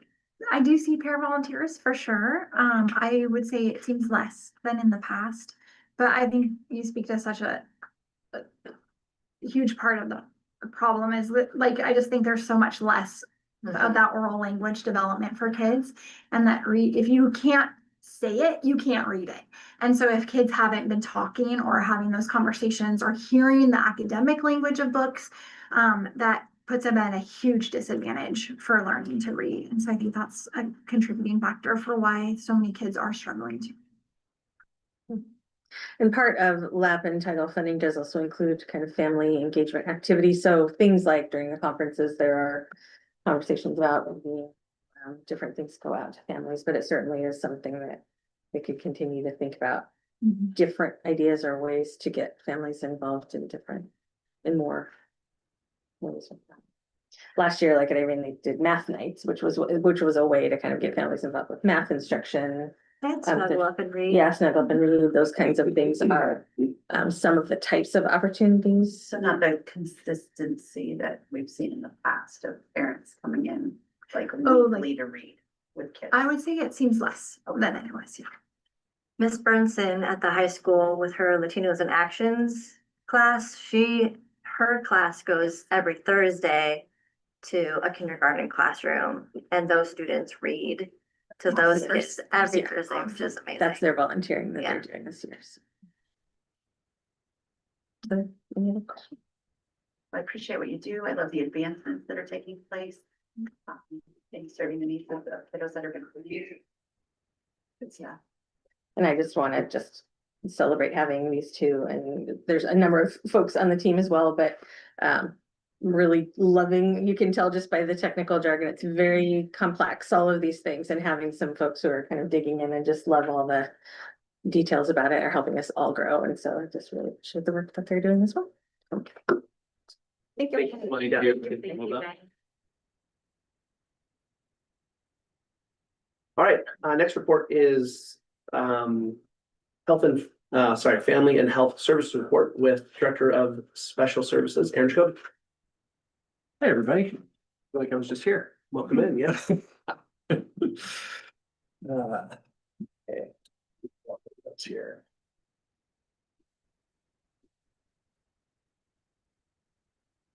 Okay. So this is, obviously there's multiple reports I give to you guys each year. The first one, special ed. This one centers around our family and student health services. So if we think about our family center and our nursing staff, and then the third one I'll do is around our mental health services and supports for our students in our community. So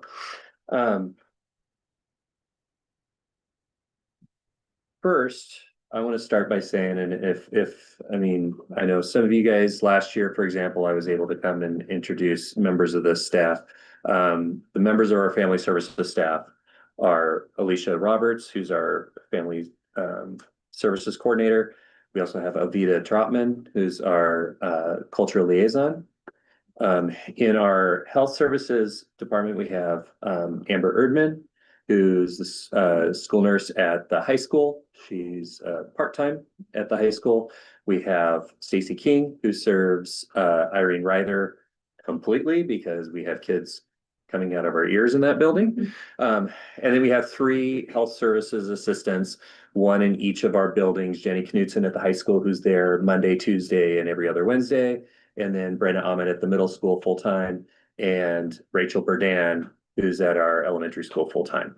So there's a lot of folks, a lot of moving pieces that happen in each of these departments. And this year they become more integrated into some of the school improvement stuff. So I'll talk about that as I go through. But while that's leading to great things for kids, it's also leading to new challenges and things for us to be thinking about for the future. So first things, talking about some of the trends we're seeing in our department.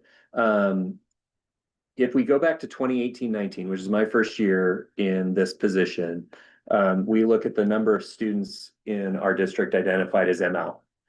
Okay, not all those families need language support. Some of them do.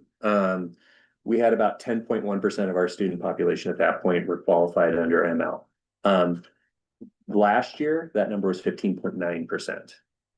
Now, again, not everybody's needing language support, but that just goes to illustrate looking at the growth of the district, looking at the growth in terms of that percentage, it's kind of outstripping the growth of the district. It's proportionally increasing as we go. And so that's increased it's just added to this layer of need around language support. So Mrs. Trotman has been very busy attending IEP meetings, attendance meetings, things like that. Thankfully, Lisa Gilchrist has done a tremendous amount of work around language access in the district. She's added a ton of interpreters, whether it be Arabic, Spanish speaking, Punjabi, trying to think, there's but yet there's more, right? Also access to services that do some of the one-off languages that we come across. So some of the dialects from Southern Mexico or Central America. And then also I want to thank the board for approving the work of the grant with Foundry 10 last year, because those devices that we have in each of the buildings and in the Family Center have been a really valuable tool. And those were funded solely out of some of that grant work. So thank you for doing that. I know it paid for other things, but in terms of this part of the district, it's paid dividends a lot. Quick question. Yeah. This blows my mind. How many languages do we support? That's a great question. At one point at Irene Ryther alone, it was 13 different languages. I think it's over 10 at one point. Yeah, I mean, we can get that for you. I heard that we had 17, That's what. 17, that we could actually do interpreters. Yeah.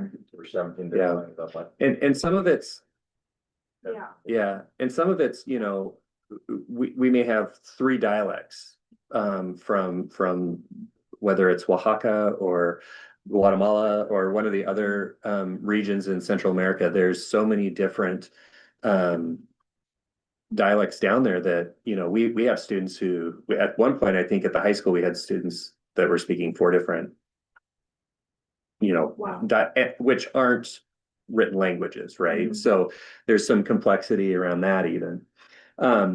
So that's been something that our staff and particularly in our family services department's working through.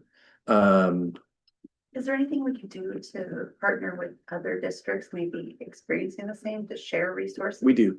Because We do. when I was volunteering with the flooding, Mhm. that was one of the things, and Sumas knew exactly the different dialects out of Guatemala and how do we serve the families? Yeah. Because it's not the same as having a Spanish interpreter or. Yeah, and unfortunately, when we talk about some of those dialects and we talk about needing translation services, we're relying on computer. We're relying on people who are calling in or zooming in to meetings and things like that. We don't, it is one of those things where it's hard to get boots on the ground and to be in person for some of those things. I didn't know if it was something we could share with NOSAC, that they're obviously in the same.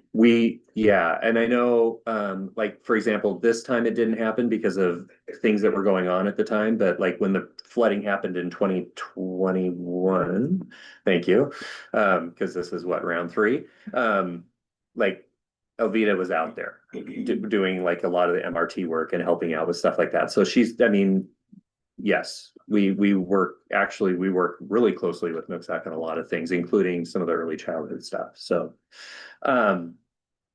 okay, next one is with the SIP goals and school improvement goals around attendance and increasing attendance at each of our buildings. That's really pulled on both of our family services and our student health services department to be part of some of those meetings with families to talk about how we can better support getting kids to school.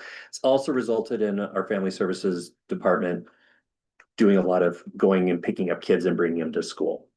And so we'll talk about being a trend. It's also one of those problems we're going to have to solve later because it is becoming, it is taking chunks of days for both Alicia and Elvita. And if that happens, it's great work. It's work we need to do, but that means something else might not be happening in that moment or time, and we might have to look at and shift things a little bit going forward. We are having an increased prevalence of chronic conditions in students. So things like type 1 diabetes, seizure disorders, autoimmune illnesses, and different conditions like that. A lot of CGM monitoring, kids with type 1. If you ever, you probably wouldn't be able to see it, but if you, like, our health services staff will have the district phone up and have just a list of CGM numbers that they're monitoring for kids throughout the building, and sometimes throughout the district at any given moment. And then when we talk about mental health impacts, that's really hitting our health services department in particular a lot. You find our nurses being involved in a lot of conversations with students and finding out mental health conditions and working with the counselors or with me to help find ways to help support those kids. So that's something that's kind of been growing over the last several years. Is, you know, I think that we have an added focus on mental health in general, but we're seeing an increase in it. Some of the successes, you know, Adrian's right behind me. The ML night, Elvita and Alicia and Bonnie and our ML staff and Adrian spend a lot of time putting that together. And both of them really looked at that as a huge success for their department.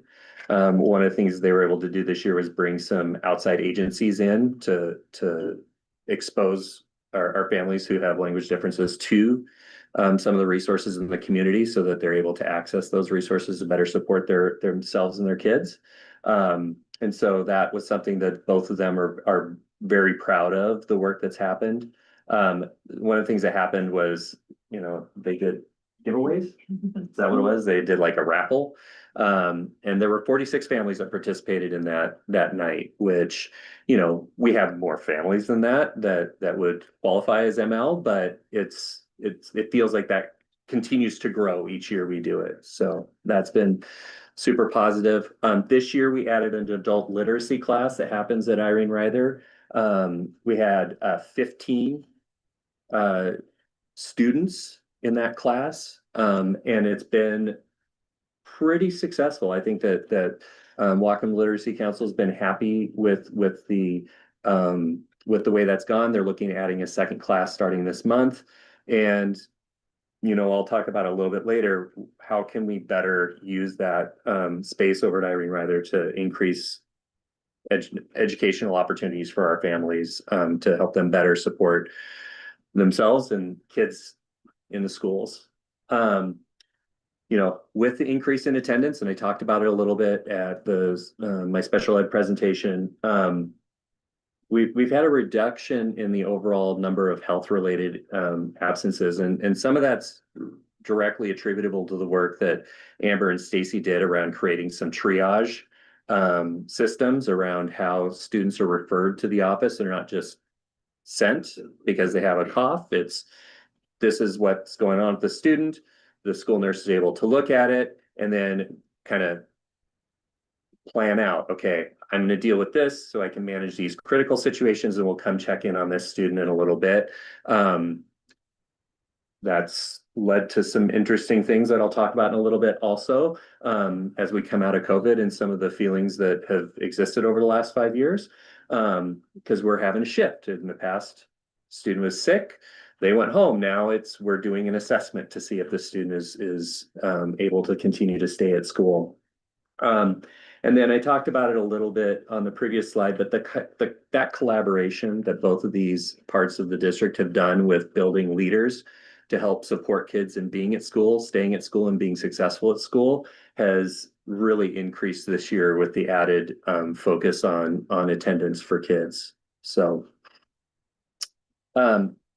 one thing I do want to talk about on that bottom one, and we had a pretty tricky situation earlier in the year where we had a student who entered into our school with a condition that we didn't know anything about.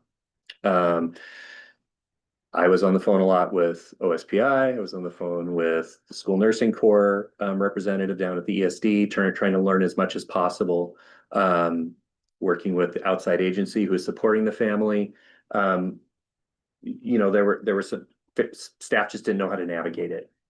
Student has a lot of needs, and the work that Amber and Stacy did, collaboration with the outside providers, myself, the classroom team, it was bumpy to start, but once everyone got on the same page, I think I'm really proud to say that student's been at school being super successful.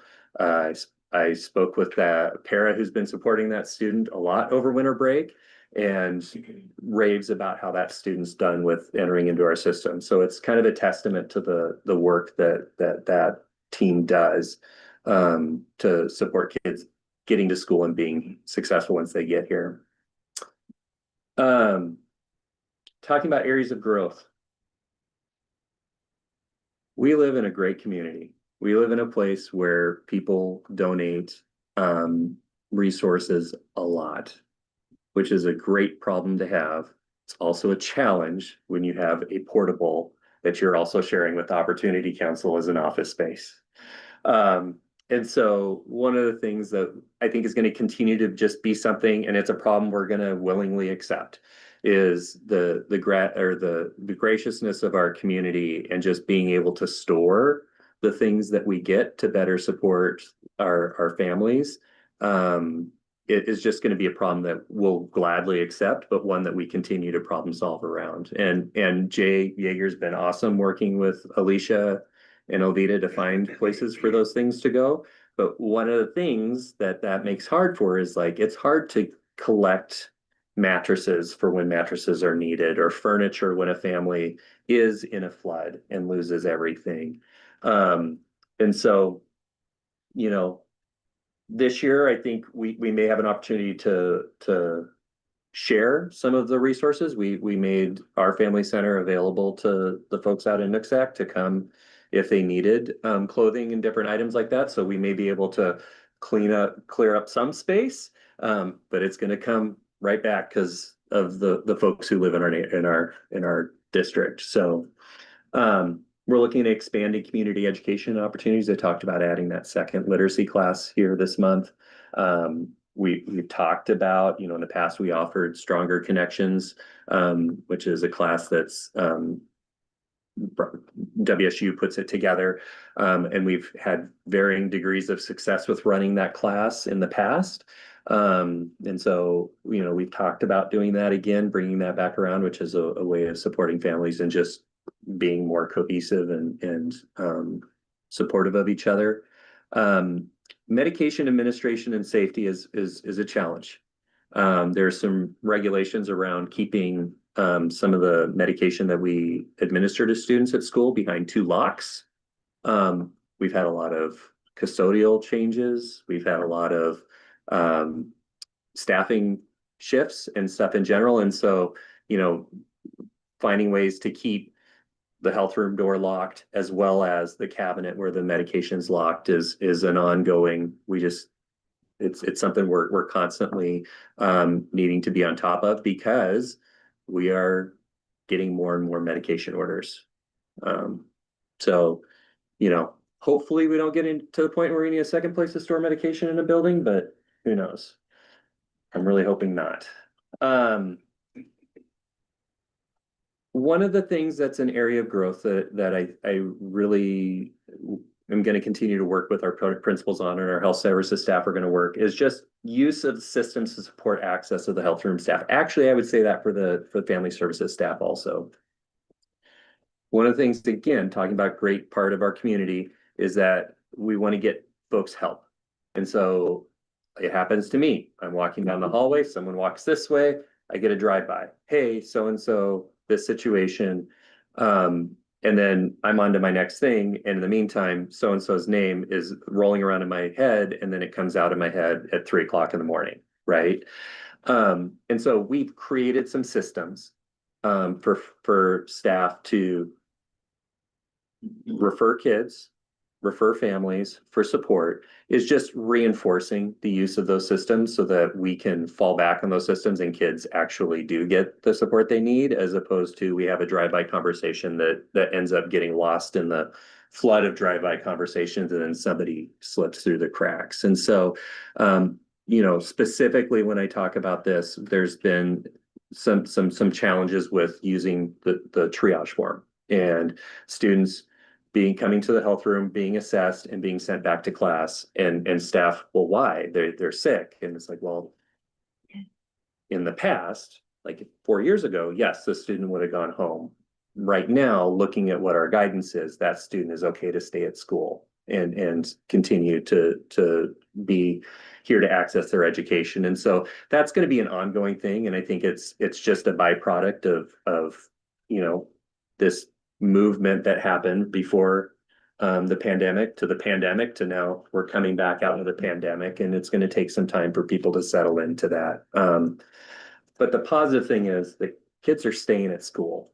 And I know that when we get towards reporting on the SIP goals, I'm really excited to see what some of those percentages are going to look like in terms of the number of kids who are at school 90% of the time or more.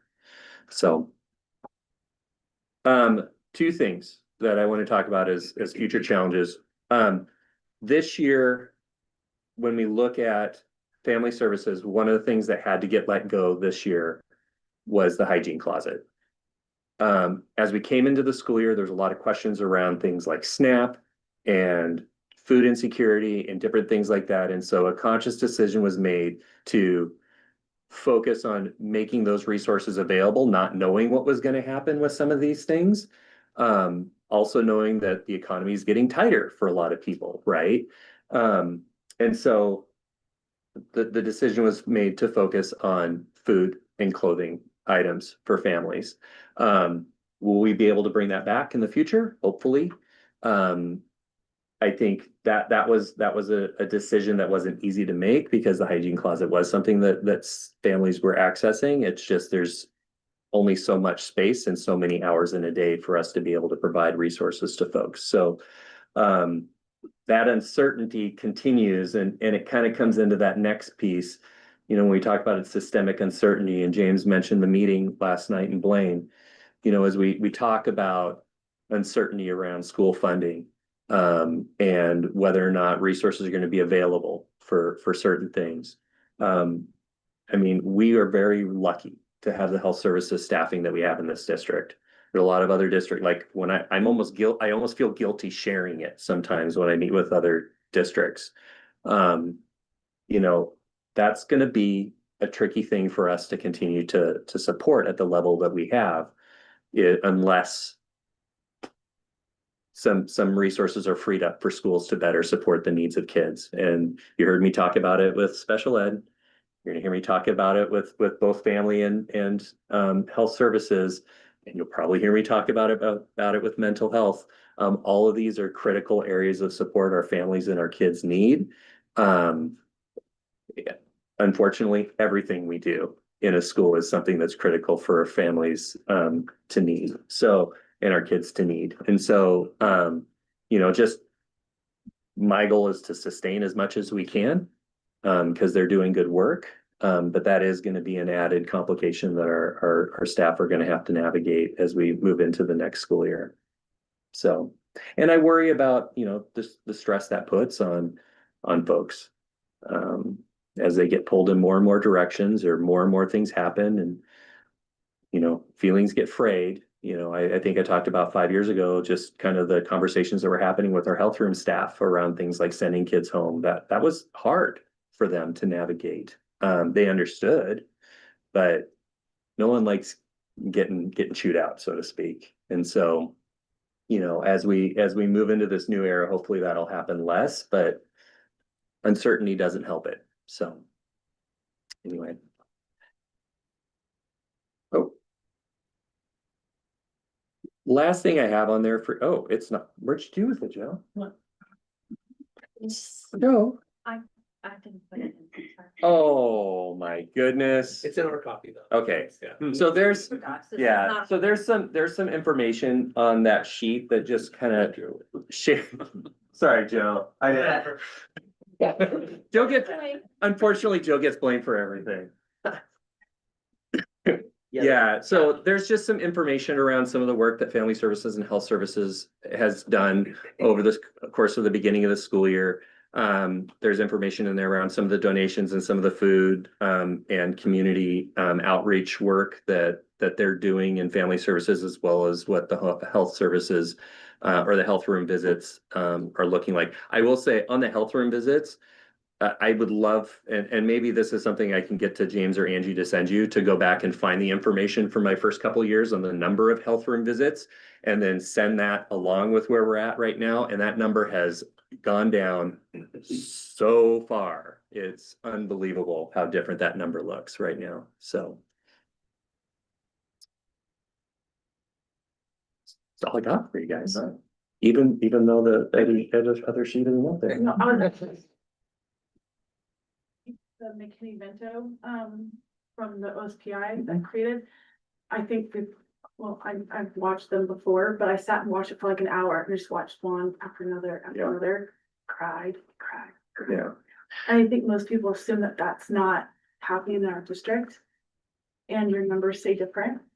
And I'm so glad you shared it, because I think it's just good for us to see reality.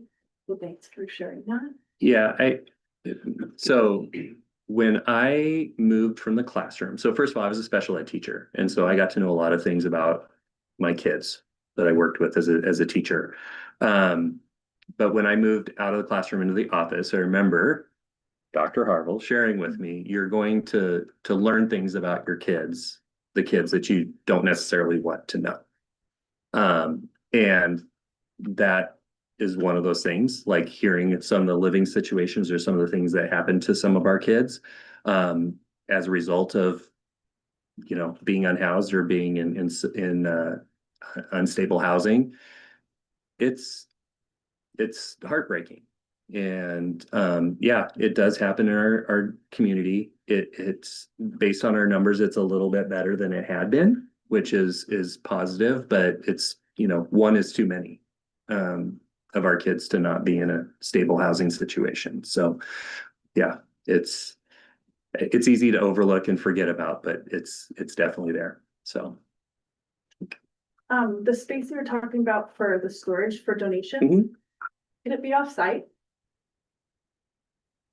for like the larger items? yeah, that's a conversation that I feel like somebody involved in risk management would have to find out. Taking a note. But yeah, if we had a place for that, then the trick's gonna be getting Joe's truck. Yeah. When No? the class had their garage sale, we were in that situation. We were blessed with 4 bicycles. Yeah. That we donated back to the Family Resource Center because it just seemed like that was a better place for them than raising money for Disneyland. Yeah. But again, it was where are we gonna store them? Yeah. We want these, but where do we store them? I didn't ask after that. I mean, that became their problem. I think they got rid of them. I mean, not, I think they use them for the benefit of families. I think, Very apparent. yeah. Yeah, and we're really lucky to have Laurel Church being involved in helping us with the clothing closet. I mean, that's been really helpful for Alicia and Ovita, and to have that partnership with the church. I'm intrigued, and Alicia and I haven't been able to really sit down, just being back from winter break for a few days, to find out exactly what has some of the outreach from Nooksack looked like. You know, I think that was one of the things that we really wanted to do, was let the Nooksack community know that, you know, we're here to help them. Being somebody who I have a sister who teaches in Nooksack and friends who are out there. You know, I was able to hear firsthand some of the things that were going on with individual students and different things. So, you know, it's definitely a way that we can, we're lucky we don't have the same impacts in our district to the same degree that they've had to experience the last 5 years. So it's helpful for us to be able to do that. And based on your numbers that I see here, and it's a little off topic, but of all the statistics and the families and the children and the services that are being provided, I hope there's some kind of collaboration that way in conjunction with Winter Wishes and the $50,000 that are raised each year. Yeah. To make sure that's priority. Alicia and Elvita work extensively with Patrick and the leadership class. They do a lot of things. In fact, the Give Before You Get, there's kids going over and doing support for families that are also. Gracie did the support center this year. That was her favorite year, was working in there, like doing the clothing and all that. So they're integrated into that. Yeah. I just want to make sure there were recipients there of all Oh, of yeah. that funding. Yeah. I think they do wishes themselves. So yeah. That's good. So. Thanks, Aaron. Thanks, Aaron. Thanks for everything you do. Yeah, thanks, guys. All right, we'll proceed on to new business. Dr. Kurt Harville. The first one is retiring 000's series of policies and procedures. All right, good evening. Looks like a Carolyn Bradford slide right there. So, yes, I mentioned briefly during the last presentation that WASDA had retired. And I'll just call them the zeros, because they were redundant. And so what WASDA retires a policy for a couple reasons. Number one, no longer aligns to new court decisions. no longer reflect state and federal law, and then reducing redundancy. When I reached out to WASDA to say, hey, what's the process for doing this? They said it's a first and second reading. If it's in a situation where we have to get it done in one reading, they said that's fine. We can do that, but best practice is they recommend the first and second reading. One is just awareness for the board. So as Jared mentioned, these are they retired all of the planning documents. These were all discretionary. And they retired them because they were outdated or they had been woven into other functions of board governance. These are the list of them. And then when I went back and revisited them, the 100, 300, and 500 were what we're used to for board docs or for board policies. They had WASDA's language in them. 510, 520, 530, and 550 referenced either our old mission statement or vision statement, or reference was a direct link to the strategic plan. And so these are and 700 is just the plan evaluation. And it says each year the board will review the plan to make sure that progress is being made. And so these are the ones that WASDA is retiring. So if the board has any questions, we'll follow the normal practices and go from there.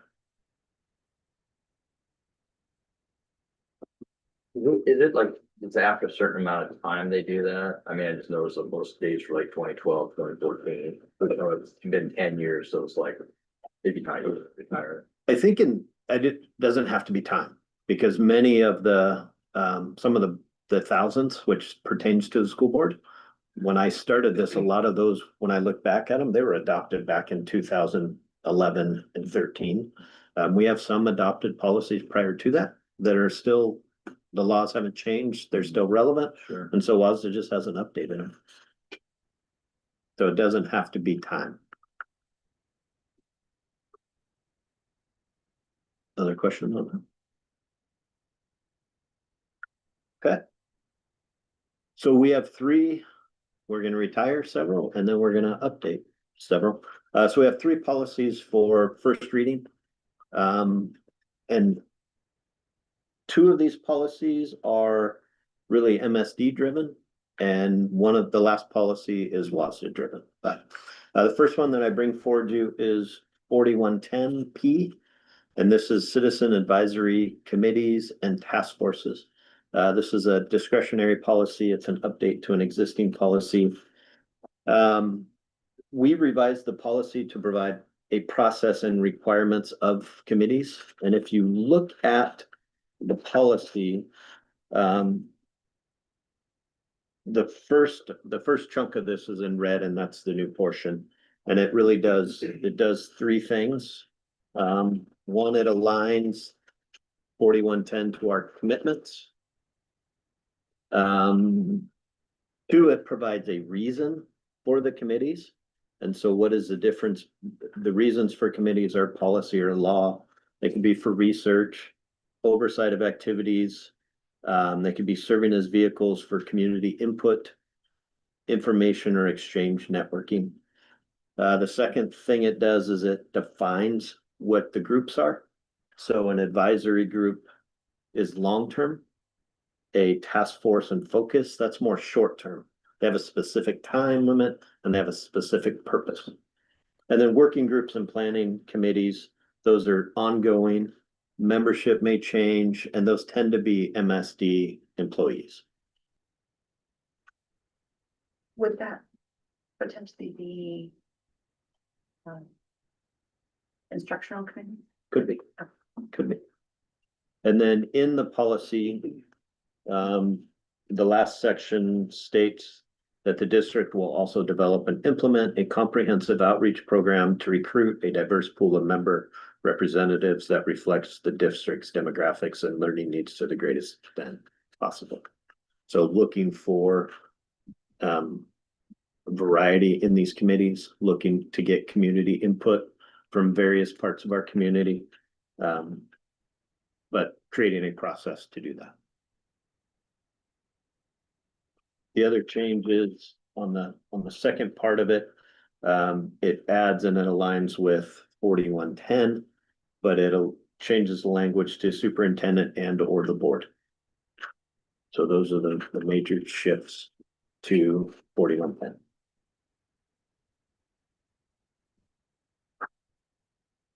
Yeah, I had a question. So I read contracts all day, and so, fortunately, so the way I'm reading this, the superintendent and or the board will appoint a committee member. Mhm.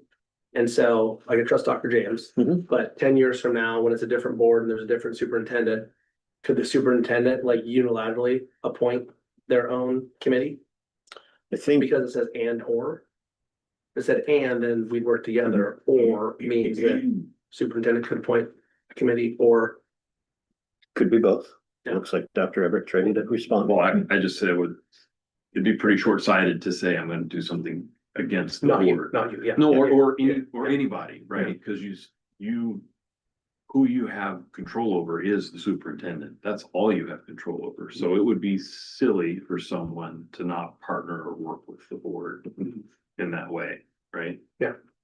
So. So Jared, is the concern that what, Is okay, the so I guess or, what the would word be, or, yeah. right, if you have the word or, what is the board's protection and making sure that doesn't happen? What is the, Or we can be repercussion. notified that action has been taken. Well, We have to take action. you have the ability to request updates. You have the ability to ask for reporting. You could require those things. We have a lot of policy that says superintendent will and doesn't give any deference to the board, right? So, That's another thing. I read that as like, that's different. So yeah, it's just gonna read contracts all day. So. yeah, that's something you can look at. Yeah, we can revisit that. Because, and I feel like it's more collaborative. Mhm. And again, it's not about this board or this superintendent or Mhm. anyone here.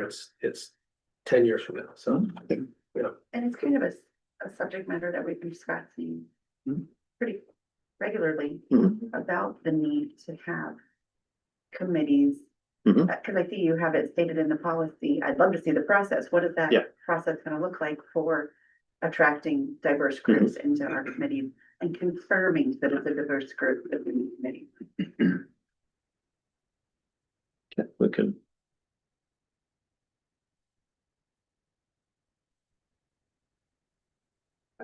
Okay. I can look into both of those. The curriculum and hiring, correct, would fall under. Say that again.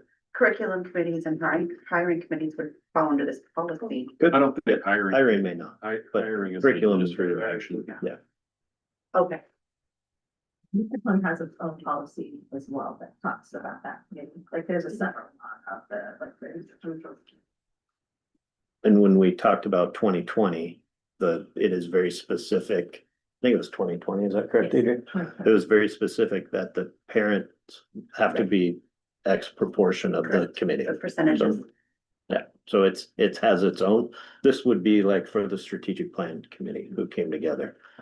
And back in when I was athletic director, I convened a Hall of Fame committee, for those specific activities. Okay. But thank you for the questions. Next one. Okay, the next one is procedure 3122, which is excused and unexcused absences. And this one, it's a combination of both WASDA and MSD. First, the WASDA change is if you go through this, I'm gonna say it's a 10-page procedure. And on page 8, it talks about expelled or emergency, and they change one word. They change removed, because that is the new term. And so there's only one change that WASDA made to this procedure, and that it aligns with the discipline updates that we did a few weeks ago. So that's the only change from WASDA. You've heard Mr. Jacoby and Miss Samara talk about attendance and relating to lap and title, and you heard Aaron talk about relating to special services. This year and the past 2 years, we've had an attendance committee that's made up of myself and Adrian and our building principals. This year, that attendance committee has really been focusing on attendance. Previously, it was getting our data to match OSPI's data. So that when we were collecting data, when we said we had 90% attendance, and then we looked at OSPI, the state report card, and it shows, I'm gonna say 70. We were like, oh, what's the difference? And so it took us quite a while, a majority of last year, to get those aligned. So now what we're doing is when we're meeting with those principals, we are focused on what strategies are we using. And if you could sit in the room and listen to those principals, they get along great. And I think part of the reason they get along great is they are so competitive with one another. You heard Aaron talk about home visits. If a student is out, we are sending an employee to go check on the student, and if need to, bring the student to school. We are talking about ways to improve attendance. And so one of the ways that this team talked about was when we have unexcused absences, we have a process that we can use, the backup process. But with excused absences, if we have students who have 20 excused absences, they're still missing school. And so what we've been really working on this year is looking at language that how can we address those excused absences? If there's in here, and you see the language that we've landed on. And so if you have 10 or 15 excused absences within a single school year, our administrator will conduct a formal attendance review, and that'll just be an internal review. And then what we talked about is we have the option to, if we need to dive deeper, then we can take an additional step. If we know why that student's excused, then we just leave it, but we have communication. What the team really landed on is whether you miss 10 to 15 days excused, or whether you miss 10 to 15 days unexcused, you're still missing days and you're still missing instruction. And so the team was really, really excited about this language. And it allows and if you read it, the district may require additional documentation, such as doctor's notes, to continue excusing further absences. I did have questions about that. Yes. Because from an employer standpoint, asking for documentation can be a financial Yeah. burden. So how does that apply to schools? We How had that. Can we ask? We that? had that same discussion about equity and that burden on the family. And that's why when we originally talked about it, we said we will. But as we talked about it, our principals know their students and their families pretty well. And so they have that, they can figure out, or they can choose to, yes, this one we want to see, and no, this one we won't. And it could be based on that. It also could be based on this last step. It could be based on, we have students, kind of what Aaron talked about with the pandemic. If you were sick, you were sent home. And now it's re-educating families that if it's a sniffle, or if they just don't feel well in the morning, but they don't have a fever, or they don't meet certain criteria. Let's bring those families back and bring those students back. So we did have a similar conversation. And this is a first reading, so we're also open to And my further second discussion. question then, would this maybe omit the 10 absences letter that we send? Like, there's the printing of the letter, there's the mailing of the letter. I can tell you my daughter's absences are excused. Mhm. They're school related. She has a lot of opportunities to do extracurriculars. And we're wasting resources on sending me the letter. For the 10-day excuse. Yeah. Okay. I mean, Gracie misses 10 days every year. Every year. Every- Yeah. You know, she gets to do extracurricular activities. So it just seems like a resource we could save for something else. So if you can actually look at them one at a time and not send those when you know it's a school related situation, that'd be great. Save Yeah, some we money. can bring that to the team. Yeah. Other questions?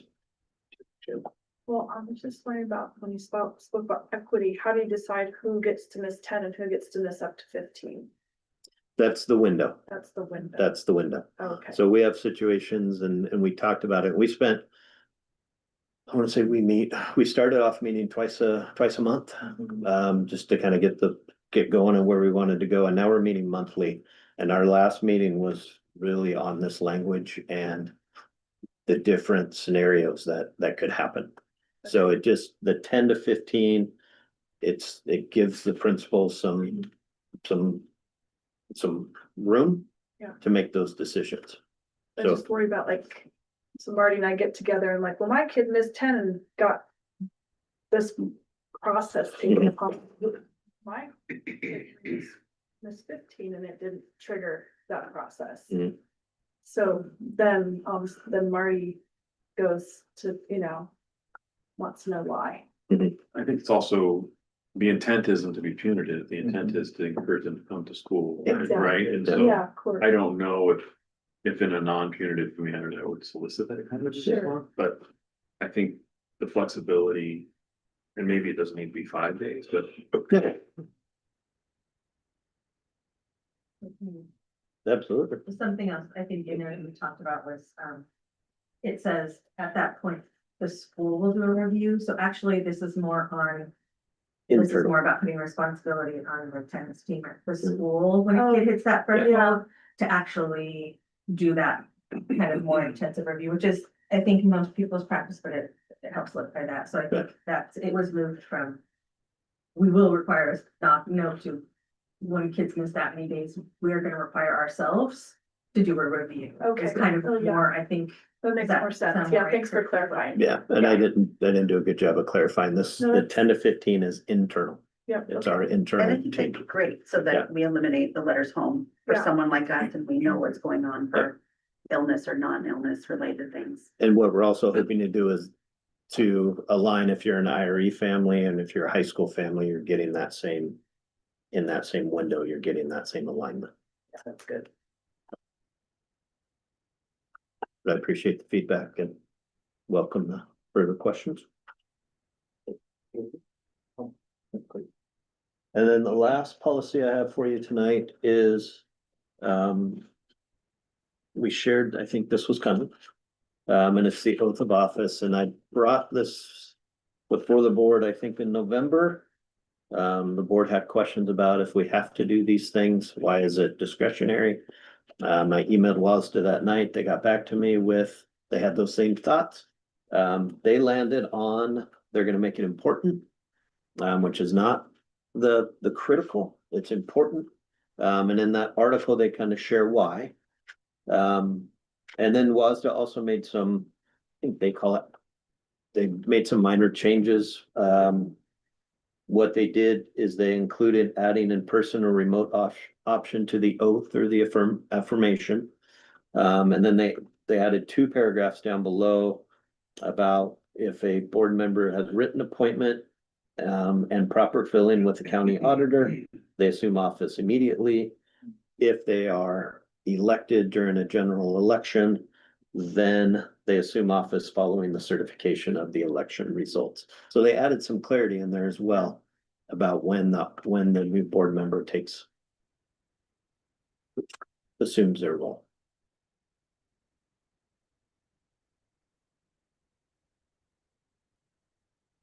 And it's, I guess, because I'm learning to really enjoy these, it is nice to say, when the board has a question about it and says, why is it this?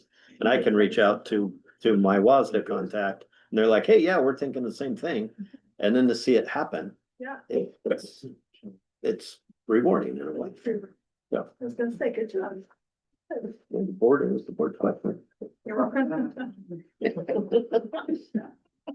So. Good. That's every training meeting about this, like, for work. We're gonna do it every year. If we hire somebody new, we're gonna do it. So as always, if you have questions, please let me know, and I appreciate the feedback. Thank you. That'd be great. Great. All right, on old business, second review and approval, behavior consultant, personal services agreement. Do we have any questions?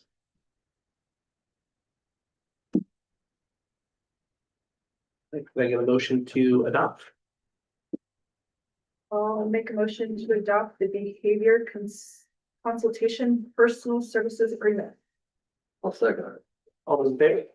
Right. Aye. And just to preface, I will abstain from everything since I wasn't. at the first reading. Second policy and review, second review and approval, policy 1005, key functions of the board.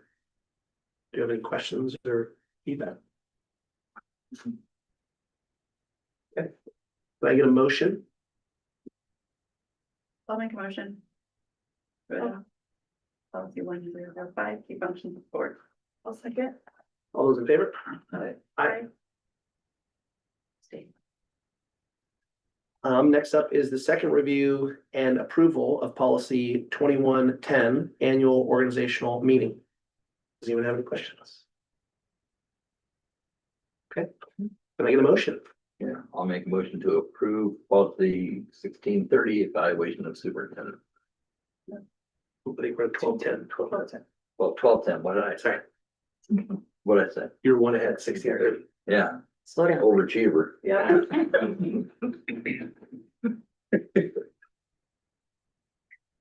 You would take a second. Just trying to Yeah, me a second. Can we get a second? I'll second. Okay, all those in favor? All right. Aye. Abstain. All right, next up is the second review and approval of policy 1630, evaluation of the superintendent. Does anyone have any questions? No. I'll make a motion to approve policy 1630. Can I get a second? Second. Okay, all those in favor? Aye. Aye. Abstain. Next up is the second review and approval of policy 1820, board self-assessment. Do we have any questions? Nope. Okay, can I get a motion? I'll make a motion to approve policy 1820 board self-assessment. I'll second. All those in favor? Aye. Aye. Abstain. All right, last one, second review and approval policy 1821, standards of individual school directors. Does anyone have any questions? Okay, can I get a motion? I'll make a motion to approve policy 1821, standards for individual school directors as detailed. I'll second. All those in favor? Aye. Aye. Abstain. Right, opportunity policies. Last thing on the agenda tonight, well, last presentation is Dr. James Evans. Okay, thank you. It's hard to come up with things when you have a 2-week break to say this is what's going on. So I have a few things that harken just before the break and then a couple things since. And so it'll be a little bit more brief than normal, but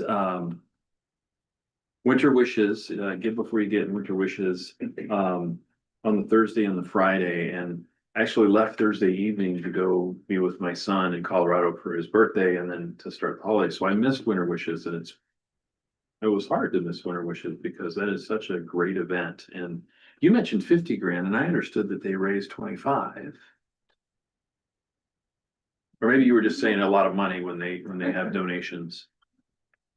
I saw a slide, so I'm not sure how much was raised because I didn't attend, but it is good. It is always just remarkable how the community and the work that our kids do and in an effort to provide for other students without knowing who they're providing for, right? So Sorry, you were right, it's 25,000. anyway, it's still fantastic. I saw it on the slide, so I was trying to do my homework last couple days, but so the photos on the left are just capturing a couple of the efforts on Give Before You Get, and the photos on the right. And I certainly do appreciate board members attending that event as well. So thank you for that. I was there. I said leave before the picture. You just left. Yeah. I gotta lead a conference call, so. For the slinky ears, so he owns it. Oh, Exciting, yeah. no one got a picture of that? Yeah. He left. I was like trying to get me, you guys are so far forward. I'm like, yeah. Anyway, thank you for honoring our kids by being there because they really do enjoy having board members there. And then just the ability for us to continue to do that work as a district. It's really great.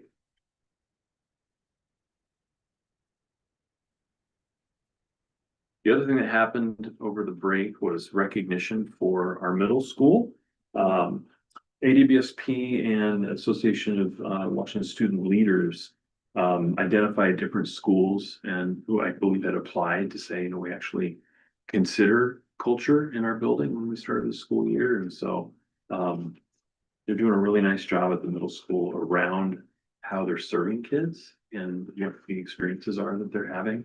And so it was great to see that they had some recognition there as well. So bring that forward for your awareness as well.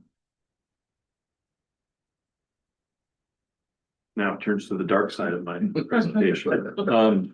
So it's, I'm not gonna mince words. It's super frustrating that our governor comes out with a budget that includes, by some estimates, $100 million cuts of basic education when we are trying to survive. And so this will trigger, one thing about a governor's budget is it's not set. It is just the first budget that's released. There's also a Senate budget and a House budget. And then all of that is information that the two houses have to come together and develop an operating budget at the end. But the difficulty is that when your governor comes out with those cuts at the outset, it opens the door for other entities like the House and the Senate to say, hey, basic ed is fair game. And so that's the frustration. And things that were included in that, I'm sure well, I don't know, but I would assume you've seen the press releases about the Balmer Group saying that they were gonna donate millions and millions of dollars towards early childhood ed. And some of the conditions were that they couldn't eliminate ECAP slots, but his budget has an 25% elimination of TK slots. But picking up some ECAP through the Balmer donation, we'll end up with a net 200 increase. So the way it's broken down is we'll pick up 2,000 ECAP, but we're going to lose 1,800 TK slots. And the TK numbers across the state are blowing anything away in terms of student achievement and outcomes.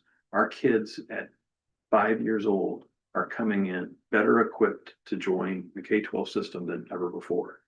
And the amount of investment that provides the opportunity for our kids to excel and not go into retention, not need to be served by special services, not have to go into any kind of behavior programs because of the pre-learning that they receive in TK programs, and the resistance of our state to fund that is super frustrating across the state. We are working, Dr. Dominguez and I and others are working on a letter to send to our local legislative representatives, talking about that specifically. We are also countywide working on a letter to stop the unfunded mandates. We have a number of unfunded mandates that we're required to do, and it's debilitating our budgets. And so we're working on that as well. I'll be sharing this with you. The other thing that's included, and I specifically, it worked well with her transportation presentation, the depreciation schedule is 13 years. So his proposal says, let's move to 15. So again, it makes districts have to manage with less to be able to save just a little bit of money now. And so, so that's his proposal. OSPI made a request to increase MSOCs, supplies and operating costs, and his budget does not do that. And so it does not look good for the budget this year. This doesn't look good in terms of state funding and how that's going to apply for basic ed. Now, when we talk about the event last night, this was a town hall meeting. There's a group called Fund Now. 5 women from Blaine and Ferndale have gotten really well informed about school finance and actually started this event last year. And it was Ferndale, Mount Baker and Blaine. And I was reached during the break last year, and it was a similar situation where it was 2 days later after break. And I just said, I don't know where my people are. I don't have time to be able to put it together. I'd love to do it in the future. Well, it's not the future. So participated and really appreciate Angie and Marty were there manning a table and supportive for people just coming by and seeing. Lisa did a great job collecting artifacts of things that she's had in newsletters about either the bond or the levy or what are we doing with our budgets and things of that nature. Just, of course, our strategic plan information and being able just to answer questions. We had about 40 minutes.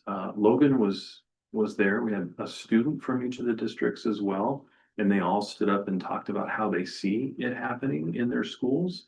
And Logan shared, and Cascadia Daily did an article and it's on their website. I don't think it's on their leader. So I encourage you to look at that. But Logan said, it looks like our middle school students being in a 100-year-old building where things are broken apart. And a student from Blaine said it looks like 36 kids in a classroom where there's not enough desks. And so 7 or 8 kids, was it 7 or 8?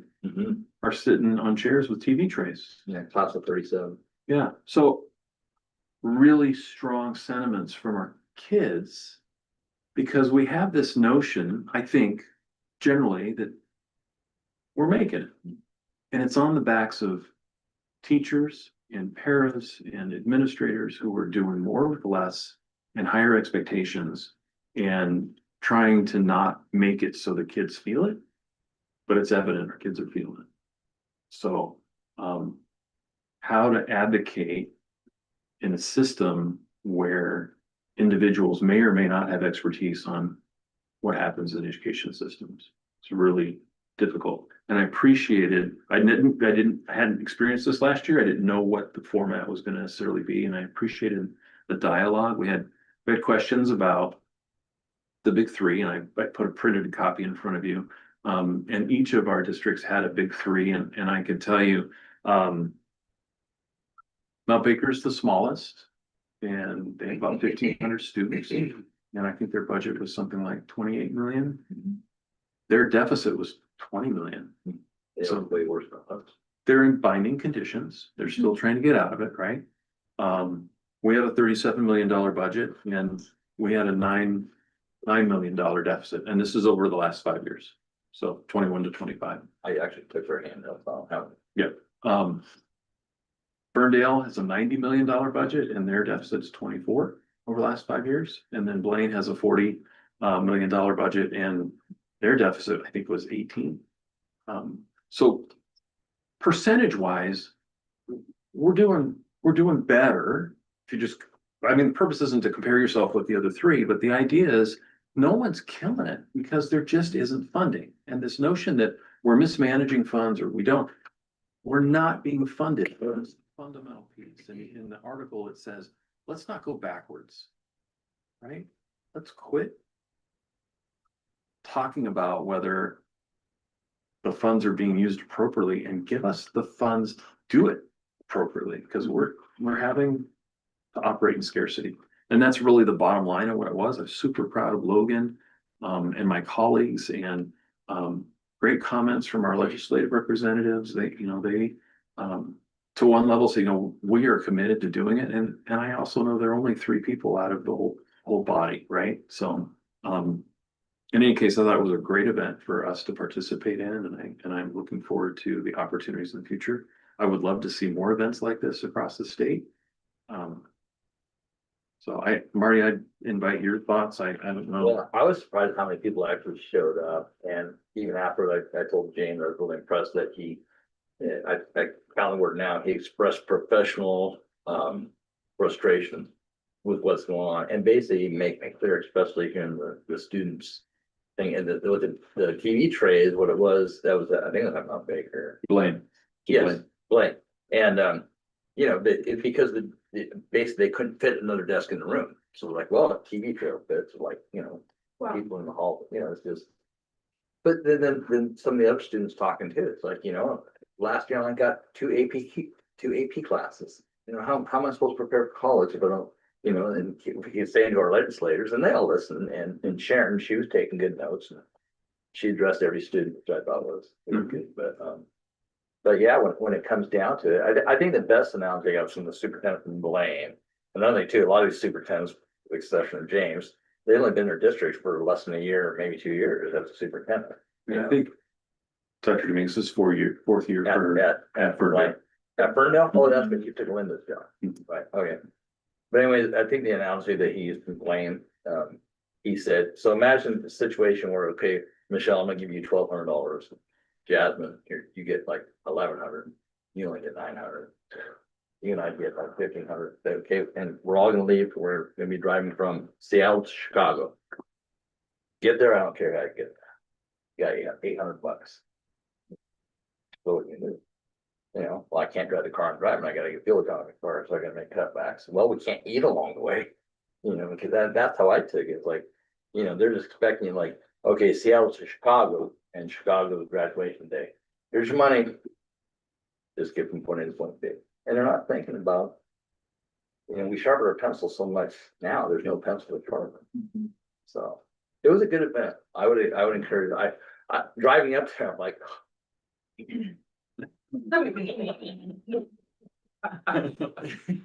I get it, I you understand. know, right? Because it is the Blaine dude. I'm like, nobody's gonna drive Blaine. Nobody. For Tuesday, well, first off, they did a fantastic job organizing this. One of their spouses was the moderator and, Yeah. you know, there was, I guess I just want to make one more point that there is the idea that there's a single, cookie cutter solution is so far off base because no district's the same and, you know, we can talk about assessed values and what businesses exist in different things, but even just talking about transportation, we're 5 square miles and we're pretty tight, right? Ferndale is much bigger and they traveled over 64,000 miles last year. Mount Baker said that they're half the size of Rhode Island. Right? And it's just, nothing is the same. We look at staffing, our mix of staff may be more experienced than another district, or we get regionalization, but very seldom to other, so there isn't an easy way to fix it. Right? And then there's a prototypical model. I was really worried. One of the things I said is the prototypical model was asinine. So I was worried that was gonna be the lead comment. But it really is. These are funding formulas from over a decade ago that haven't been updated and never, ever staffed a building adequately and only staffs it by the number of adults. It doesn't look at the needs of the kids. And you heard from Aaron, it's different now than it was 3 years ago, and we're talking about formulas from 2010. It's asinine. So that pie graph you showed me, was a good one too. about the operating budget. So 2019, the state budget, 52 and some point something percent was for education. 2025, it's 43%. And lawmakers say, oh, we're giving education so much money now, so much more. Yeah. It's true. But it's still 10% less, and all those costs that have gone up for society go up for schools too. Right. Well, even when we attended Meridian, I don't remember any of the resources that we now provide to our students. So to even just pay those specialty bills for the different occupational therapies and physical therapies and speech therapies, and none of that was offered in our little district before. So I don't know how we pay those bills. That doesn't make sense to me. I'll tell you, when you look at the big three, and we did have a discussion about the big three, why we picked the big three is because they're required. They're not discretionary funds. If we're talking about librarians, and that came up, I have to decide about whether I'm gonna keep the lights on or pay for a librarian. I gotta keep the lights on, right? Well, if we see that Meridian has had to pay $9.3 million over the last 5 years because the state hasn't provided it. It's coming from levy dollars. Those levy dollars are for enrichment. Not for required costs, right? And so It's not the way it's almost required. it's required, like we don't have it. we don't have it, right? So where are those lottery dollars? That's a good question. There's a gas couplers. The lottery was specific for education. It is, or even, I mean, you could look at the, McCleary laws, things that they're supposed to be doing, which it hasn't been doing at all. But, I think I went to one. I went to a meeting or something like that. We had, for Ferndale summertime, you and I and Kurt went, it was but they were explaining how it's just so easy to take money from education. It's such a big pool of money. Like, okay, well, if we can't cut services, we don't want to do it. We don't want to raise taxes or the taxes doesn't happen. It's just easier to take. Well, they keep pulling from that pot. There's nothing to take back anymore. Then there's nothing left. So, but I thought our legislators spoke well Alicia spoke very well. I'd like to see that happen. I'd like to see some action on See some action on but it. I wanted to be sure that as we're talking about the state's not, that people heard that our legislators have been good partners. Joe Timmons was instrumental in us getting $3 million for our new district office, right? Funding for the early learning center. Part of our legislative group helped us get that, right? So I wanted to make sure they weren't getting land basted while we were talking about that. And I made a comment like, they didn't cause this, but they certainly want to be partners to help us get there. Where I get super frustrated is that notion that because a legislator went to school, they're an expert on education. And they're making decisions that they don't fully understand. And we have some who do understand, but we're not able to move it. Can't move the needle. So I think Joe totally gets it. And he went to school to yeah, he does. Yeah. So anyway, it was a great event. It was a really good opportunity to have a conversation and share. And I think the students were an integral part of that.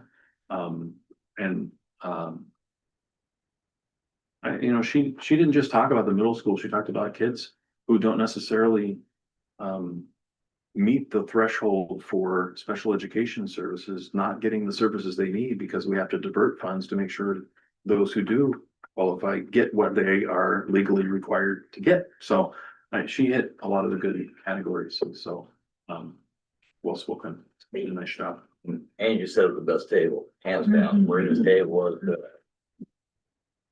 Thanks. Yeah. Thank you. Yeah, and yeah, it was good. We did. This is an annual event? It's an annual, yeah. Moderator was pretty funny. He goes, this is year 2 and next year becomes a winning streak. So, yeah, so it looks like they're gonna do it each year. Seems like a good location for centralized Meridian. It could be, yeah. I think I'd also want to be cautious because they started it, the whole thing, right? So. Oh, out of Blaine? Yeah. Oh, got it. Yeah. And then the last item I have is Marty is going to join me this Friday and Saturday for the legislative conference. It is different than it's been in the past. It's going to be concentrated, focused on these issues at the state level in Seattle. And then on the 29th of January, Marty and I am going to ask both of our students, Logan is super interested, are going to go down and then go visit with lawmakers in DC.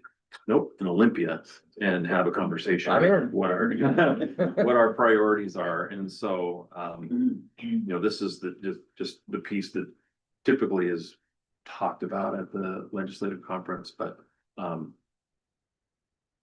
piece now is how to make the legislature do no harm. That's the piece. Don't take anything away. Get rid of the mandates. So.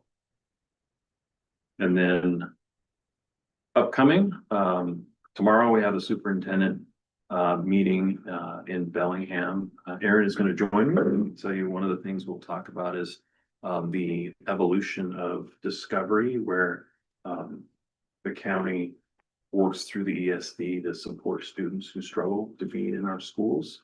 And so we'll have a conversation there to talk about that. Then, as I said, legislative conference, we have a holiday coming up, and then we're back again on the 21st. And just a reminder, there is a executive session to review the performance of an employee at 4. And we'll meet here and then we'll open the doors at 5. And that's my report.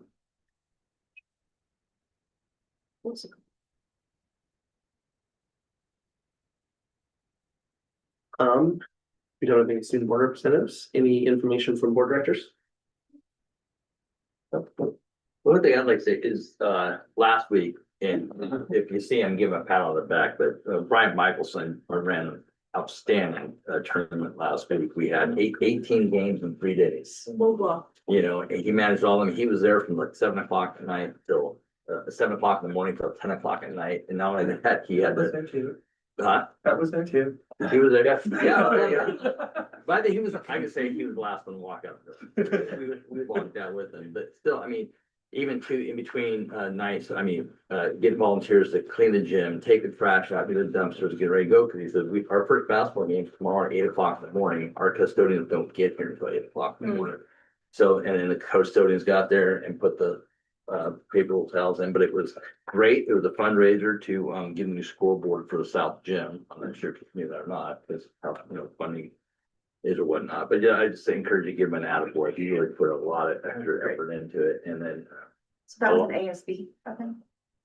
I'm not sure. Not It is- boosters. Yeah, I don't know. And so, yeah, you have to take Brian, but actually it's from, but like a lot of the workers, you don't get paid by the hours, it's paid by the game, it's what you did. So a lot of the workers just donate, the money for the scoreboard and stuff like that. So it was actually fun too. I mean, all this joke about 10 o'clock at night, we're just exhausted going home. But we wake up in the morning, we couldn't wait to come back. So it's pretty cool. That's good. Thank you. Okay. We can adjourn and sign official documents. Thank you.